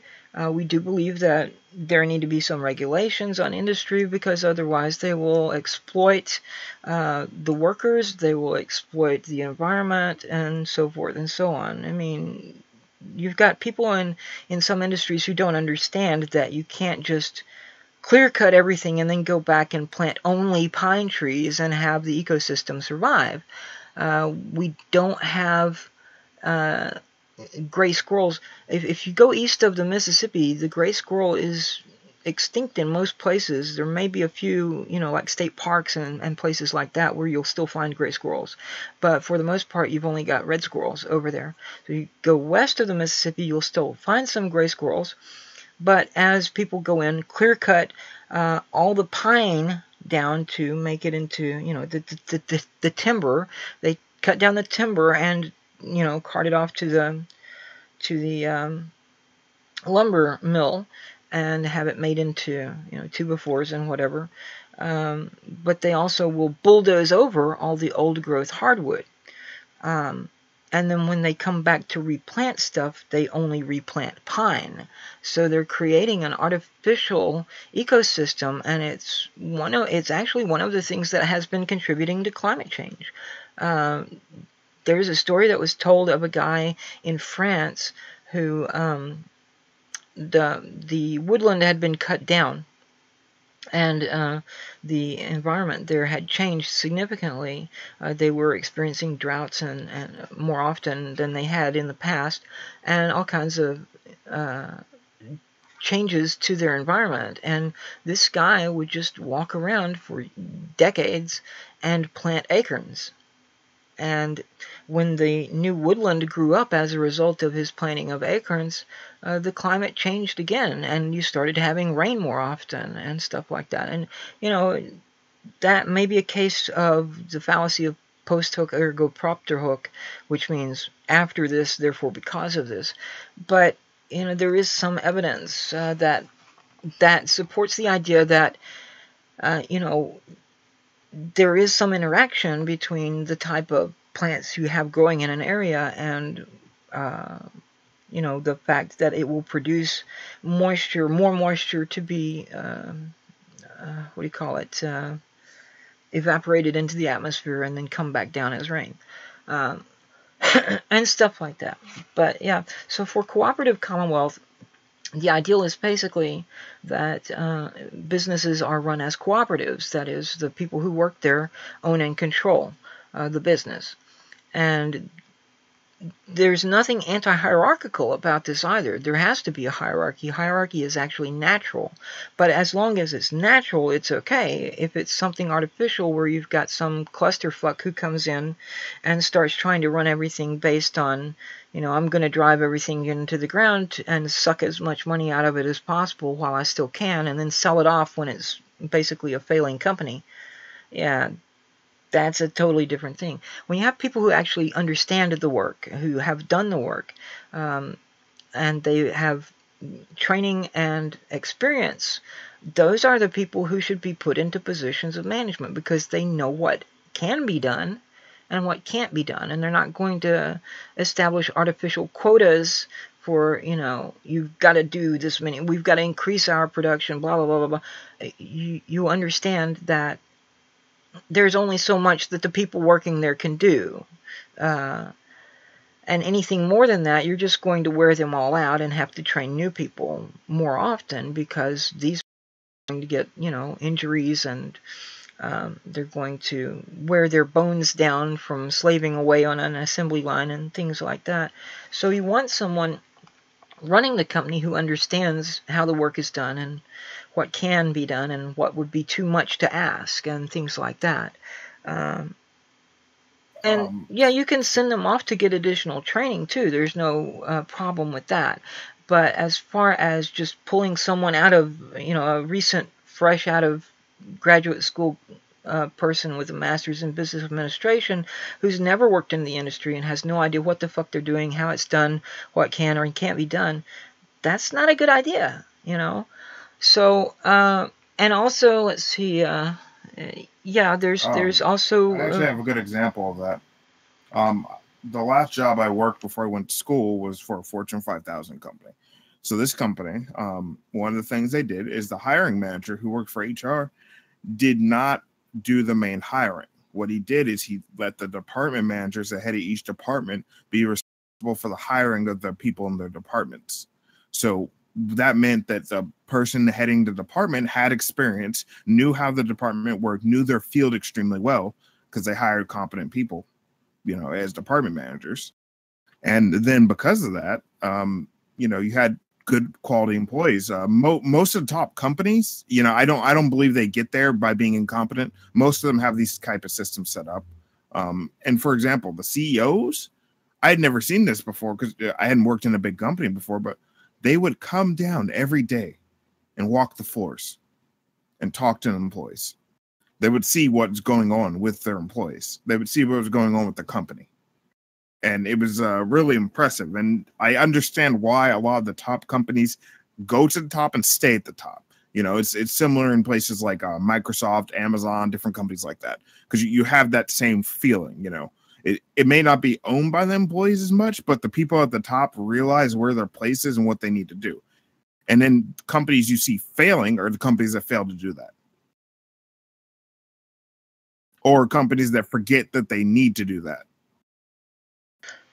Right. And so this is one aspect of Cooperative Commonwealth, is to have people, it's not a classless society. The idea of a classless society is ridiculous. There have always been classes in society. The thing is, at the time Marx and Engels were doing their thing, economic class and social class were so intertwined that they didn't really distinguish between the two. So you can have social class, which is not dependent on economic class. For example, the example that I always like to use is in Iron Age Ireland and early medieval Ireland, under the Brehon laws in early medieval Ireland, and before the Brehon laws were codified into law, when they were still just tribal custom in the Iron Age, a person who held the office of Ri, which gets translated as king, but isn't really king in the sense of monarchy, because a Ri was not like a Latin rex, a Ri or a Rix in Gaulish, Ri in Welsh. This kind of person was actually just the leader of the warriors, and they had certain ceremonial functions, but they weren't really in charge of the society. The society was run by a council of elders, which is actually the origin of senate. The word senate, from Latin senatus, comes ultimately from the Proto-Indo-European root sen, which means old or elder. So the council of elders was the original concept behind the senate. And so you had a council of elders who were people who had been, they'd lived their lives, they were experienced, they had, been successful and so forth and so on, and they were in a position now where they could advise the younger generations and so forth. And even still, they weren't a complete, rulers in the sense of being in charge. There was a kind of, tribal council kind of thing that people would come together and meet, and they would decide what was going to be done and so forth. But that gets more into politics and away from the economic aspect that I'm wanting to focus on. But what I'm trying to say about that is there are social classes, and there's nothing wrong with social classes. But in those days, the Ri attained prestige not by hoarding wealth, but rather by distributing wealth among his or her clients. And yes, or her, because among the Celtic people, among the various Celtic peoples, women could rise to the highest offices in the society. They could be druidesses, rather. They could be Banri, the female king, really. That's what it means. Ban is woman or female. And then affix that onto Ri, so queen, basically, but they were just leaders of warriors, not monarchs. And you see this, for example, with Cartimandua in the Brigantes tribe of Britannia during the time of the Roman invasion. You see it with Boudica in the Iceni tribe, also in Britannia during the time of the Roman invasion. Both of those women held that office. They were the war leaders of their tribes. You can see in Old Irish literature the Ulster cycle, Maeve of Connacht. She was the Queen of Connacht. So there were certainly women in positions of authority. It was legal and perfectly acceptable for women to inherit property and control it. And women could seek divorce, unlike anywhere else in Europe. I mean, the closest you would come to this anywhere else in Europe would be among the Nordic people, who, you know, women had certain rights there that they didn't have anywhere else in Europe except in the Celtic cultures. So, you know, but the idea was that the Ri is not does not attain esteem and status by hoarding wealth and becoming richer than anybody else, but rather by distributing wealth among his or her clients. So that's an example of where social class and economic class are not coterminous. And, you know, you'll have people who say, well, yeah, they were buying that. No, they already had the status. They already had the office. There was nothing they were buying in terms of gaining more power or whatever. It was just that they were considered to be good kings because they did distribute the wealth among the people. Okay, and that's one of the ideals of cooperative economy that was a part of you know, the tribalist societies in Northern and Western Europe, was the ideal of cooperation and, you know, spreading the wealth around. So, and it wasn't like it was required, it was voluntary, but, you know, those who didn't do it would be satirized, and that would make them look bad in the eyes of the community and so forth. And, you know, so there is hierarchy, and there are social classes in a cooperative commonwealth, and there's also such a thing as social and economic mobility, right? So, unlike in a communist society or a Marxist society where everyone is basically set down to the lowest common denominator and they all eat gray shit and wear gray shit and drive gray shit and live in gray shit, you know.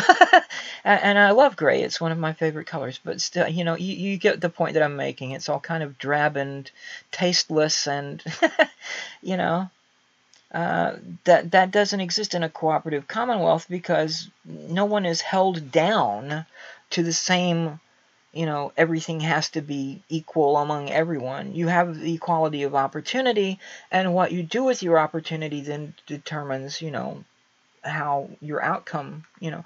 And the thing that someone was talking earlier about how video games are all just a form of gambling. There is skill involved. There is skill involved in gaming. You know, I mean, there is a random aspect, like behind the scenes in the code. It's essentially dice rolling, right? You can hit an opponent with a very good hit, or you can, you know, fumble or whatever. But skill does play a role in that. It is a factor to be considered.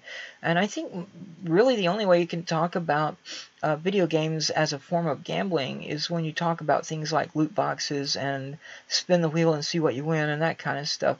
Yeah, that does exist, but you always get something out of it. You don't lose everything. You know, if you go to the roulette wheel and you put your chips down, you could lose all your chips and get nothing in return. That's gambling. If you buy a loot box, you're going to get something out of the loot box. It may be a booby prize instead of the grand prize, but you still get something, okay? Yeah, well, that's why I did make that differentiation, you know. Also, he doesn't play games, so he's probably a little, he's not familiar with it. Not like us, because I know you play a lot of games. I know I've been playing games for as long as I can remember, since I was sitting on my dad's lap. I put Mortal Kombat on a floppy disk into my computer. That was the first game I played, I can remember playing Telengard on an old Model 1 Type 1 TRS-80. I played the original Bard's Tale on Commodore 64. Commodore? My dad pulled out his Commodore, and I got to play on it. So it was a little bit before my time, but I was just like, wow. Yeah, there were. Yeah, I mean, I was playing Dungeons and Dragons back in the late 70s Advanced Dungeons and Dragons back in the late 70s when the hardback rule books were just starting to come out. I mean, I started in I guess 79, so there were, I guess, 2 or 3 of the books out at that point in time. But the fact is that all of those rules were already in existence and had been published in the magazine known as Dragon Magazine, or I think maybe some of them were published when it was still known as The Dragon. And then even before that, there was the original incarnation of what eventually became Dragon Magazine was a little kind of a newsletter called Tactical Studies Review. And that's what TSR actually stands for, Tactical Studies Rules, which was the original company that published Dungeons and Dragons and Advanced Dungeons and Dragons and all that. And then they either merged with or got bought out by Wizards of the Coast. I don't know exactly what happened there, but yeah, TSR. Nobody ever really knew what it stood for except those of us who'd been involved for a very long time. It stood for Tactical Studies Rules. So yeah, I've been playing role-playing games for a very long time. Since the late 70s, and then I got into, I played stuff in the arcades in the 80s as well, and about 83 or so is when I started playing video games on computers, as well as, going to the arcades and stuff. My first girlfriend introduced me to Dungeons & Dragons, and it was 3.5. And I just remember, I always remember this because they told me to sit down and make a character. And we were, in the middle of the game, the barbarian swinging and splatting things left and right. And I jumped in. I was like, okay, I have my elf. And they're like, okay, what are you? A rogue. What's your weapon? I have shurikens in my afro. And they're like, what? Yeah, elf with the afro? I was like, yeah, my name's Elfro.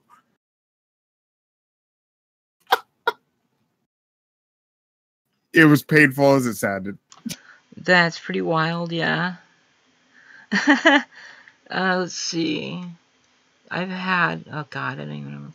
I used to name a lot of my characters in computer games after myself, and that's kind of a habit that, I started back when they were single-player games, and I kind of continued it into multiplayer and massively multiplayer online games where I would just call my character Giovanna, which is my name.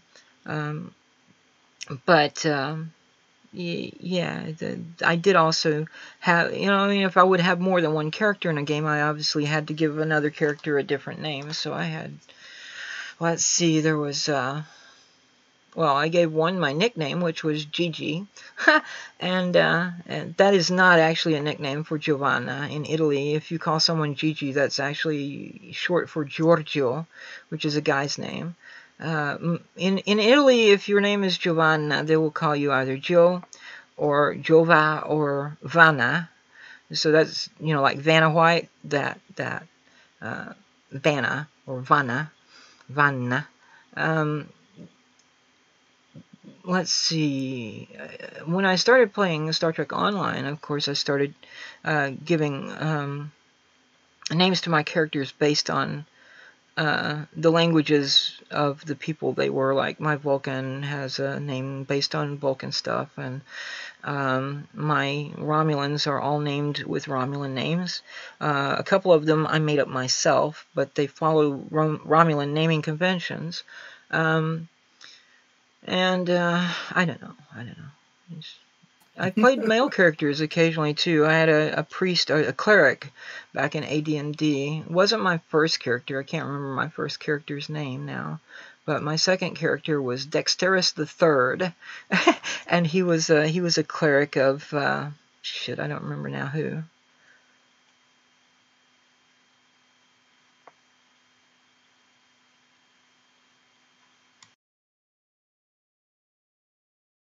But yeah, okay, so a cooperative commonwealth, and yeah, there, I mean, profit is not illegal in a cooperative commonwealth. It's just things are regulated because, it doesn't make a lot of sense, and there's no real need for one person to be able to buy 2 or 3 small islands,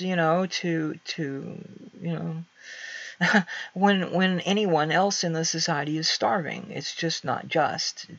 And I mean, justice involves the concept of fairness. Fairness must be involved in order for something to be justice. If there is no fairness, then there's no justice. And I mean, yeah, there is a kind of a sense of meritocracy involved. You do have to earn your way, into a higher social or economic bracket, maybe. But you have to actually. The thing about these tribalist societies is that you didn't just say, okay, I want to be a druid, for example. No, you had to go through a period of training and study, and you had to actually have the aptitude to do that. I mean, if you were a complete, the village idiot, you weren't going to be made into a druid no matter how much you studied, because nobody was actually going to teach you. That was obviously not your gift. You had to do what you had talents in. And so, I mean, if myself, I suck at math. I am not very mechanically capable. I mean, I can change the spark plugs on my car. I could change the oil in the oil filter. I can put gas in. I can change the tires.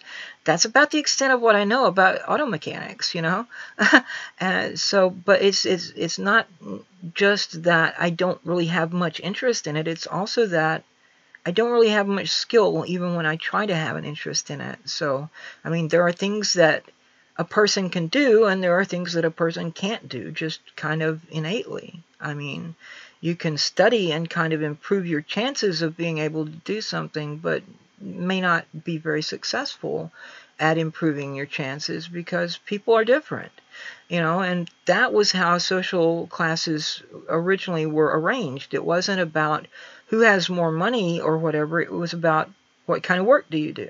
If you're a farmer or a rancher, a craftsperson, a mason, what today we would talk about electricians and plumbers and computer programmers, then you fell into this one class. And if you were a person who was like, say, a warrior, a policeman, an EMT, that kind of thing, then you would fall into this class. And if you were a doctor, a lawyer, a teacher, an intellectual, then you would fall into this class. So there were like basically 3 classes. And they were not divided up based on how much money you had and how much money you would earn in those positions. They were divided up based on what kind of job you were doing, what your skills and talents and aptitudes and interests were, what you had training in, and so forth. If you have no ability to act as an auto mechanic, if you have no talent in that field, even with training, then you're not going to make a very good auto mechanic. You need to go find some other kind of thing to do. Yeah, and unfortunately, I think that's going to be the big issue coming up, is because I think personality also dictates your aptitude in certain fields to a certain point. And then with automation coming up, a lot of jobs are going to be going, and we're going to have some issues. You're not going to be able to retrain everyone. You're going to be able to train some people, in different fields, but not everyone's going to be able to become a programmer. Like,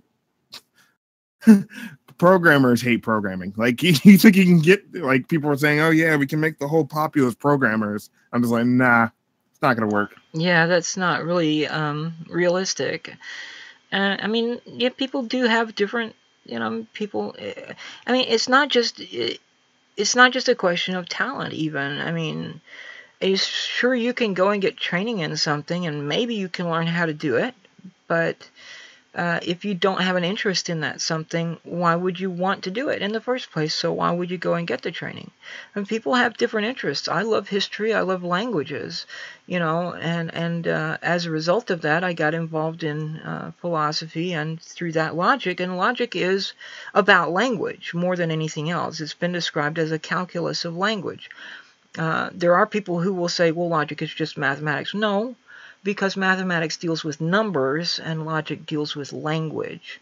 Logic is about linguistic analysis, and mathematics deals with, you know, 1 + 1 = 2, and synthetic division and trigonometry and all kinds of stuff like that.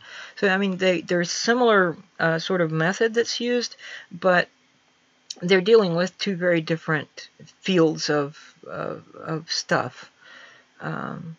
So, and yeah, like you said, not everybody is going to be able, and that means able. They are not going to have the talent. They just don't have that sort of. I mean, I don't know if you would want to say gift, you know, it could, because that implies some kind of spiritual thing maybe, but talent. People.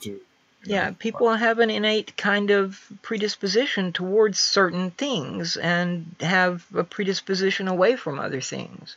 So, yeah, not everybody can be an auto mechanic. Not everybody can work in aircraft design. Not everybody can, you know, teach English. Not everybody can teach history. Not everybody can teach math. Not everybody can be a scientist. Not everybody can be a computer programmer.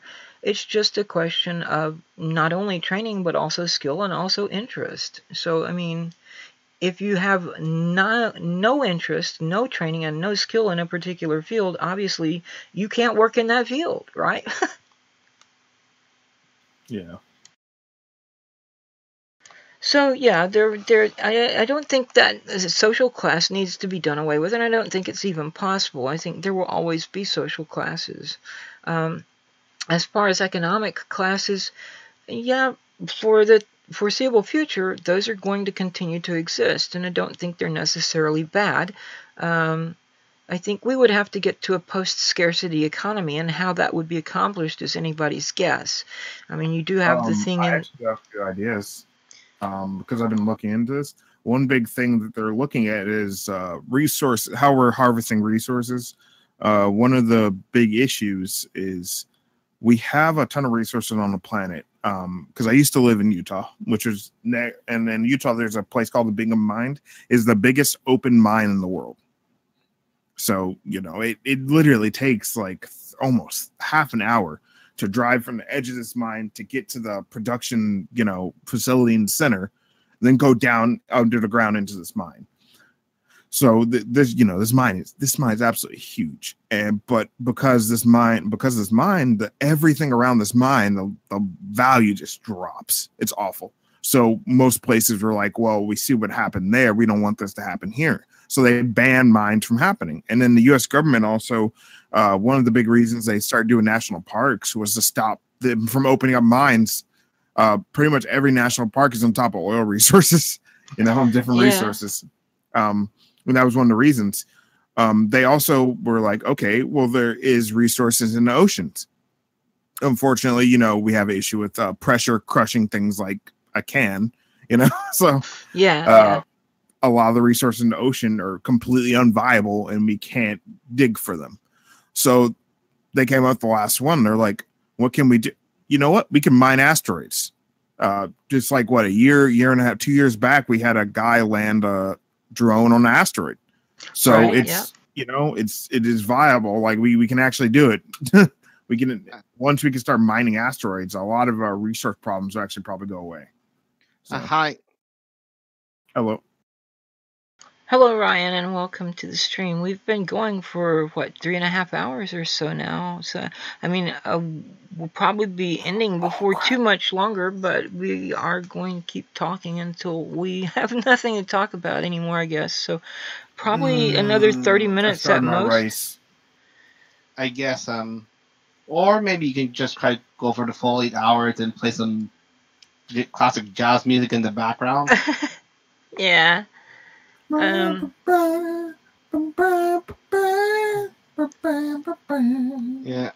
So I take it you're talking about like economics and as well. It sounds like you're talking about economics as well as resources. Economics has been kind of the basic theme that we've come back to several times when we have been sidetracked and gone off into various rabbit chases, but economics has been the main topic behind everything, or most everything we've talked about. I was going to say that the Star Trek ideal of a post-scarcity economy is achieved by means of taking Einstein's theory of relativity, so that not only do we convert matter into energy, we can convert energy into matter, and so you have replicators where you can replicate almost anything. There are a few things which can't be replicated, like latinum. So gold-pressed latinum is still considered to be a commodity in the Star Trek universe. So, I mean, if it were possible to achieve this kind of conversion of energy into matter and make it into whatever kind of matter we want it to be, with a replicator type thing, yeah, sure, that would probably move us into a post-scarcity economy. But right now, I don't think we're anywhere near that level of technology. I mean, we can't even, transport from one place to another, beam in and beam out and stuff like that yet. Well, we actually do have the technology to create pretty much any resource we want. It's just the power cost to resource creation ratio is so insane. Like every time the Hadron Collider is turned on, Sweden literally just loses power. It's like yeah, there is, for example, the old dream of the alchemist to turn lead into gold is actually possible with, what's it called, an atom smasher. You can do it, but the amount of money necessary to power that change makes the product, worth less than what you spent to create it. Actually, I'm trying to think, like, how does the replicator actually work in Star Trek? Because I kind of get the impression is that, well, basically they rearrange the particles on a subatomic level of one type of matter and form it into like another kind, sort of like similar to alchemical transmutation, which kind of explains why in the early episodes of Voyagers they have like scarcity problems and they ration the replicators because like they still need they still need a source of some kind of like base matter to use and to make stuff. Yeah, I think the problem with the replicator, you have the same issue as downloading a brain. It runs into the same problem.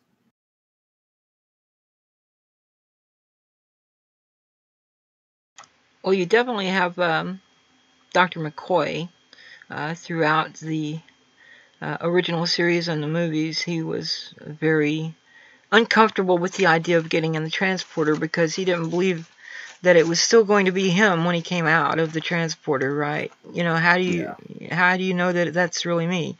That could be just basically you're just recreating me over and over again. And do I still have a soul? Did you destroy me the first time you beamed me into matter, and I don't really exist anymore as an individual with a soul and so forth when you reconstituted me back into matter? I guess in a way, like that's still technically the person. The real question is that the same person? Like you want like basically like just a copy and you destroyed the original. Yeah, but it's not me. That's the issue. Yeah, then we get into very deep concepts of metaphysics, like what is it that constitutes a person? How do we determine what a person is? Is it just the body? Is it body, soul, spirit, mind? Are there many different facets? I mean, are they all material? If there is such a thing as a spirit, is it something other than matter that would not be converted into energy and then back into matter, and so it would be lost by means of going through a transporter? Or is it just energy and therefore would adapt and be part of the energy and come back into? I mean, these are very deep questions, and I don't think I don't have an answer as a philosopher, and I don't think scientists have an answer to that question either. I think quite a few scientists are, extreme materialists who don't believe that there is anything beyond the physical world.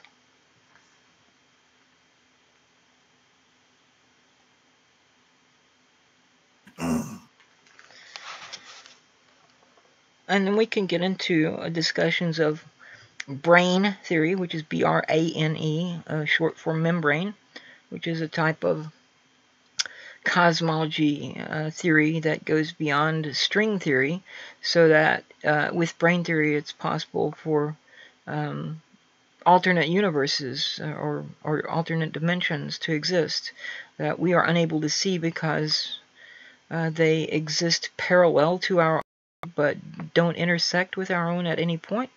Or maybe they do, and that's the explanation of the thin places that you used to read about in some of the folklore and legends and myths of European stuff. I'm seeing a blink over here on my connection, so I don't know if I'm fading in or out. You kind of sound like a robot, like. Yeah, it's been pretty consistent the whole time, so it might be your connection.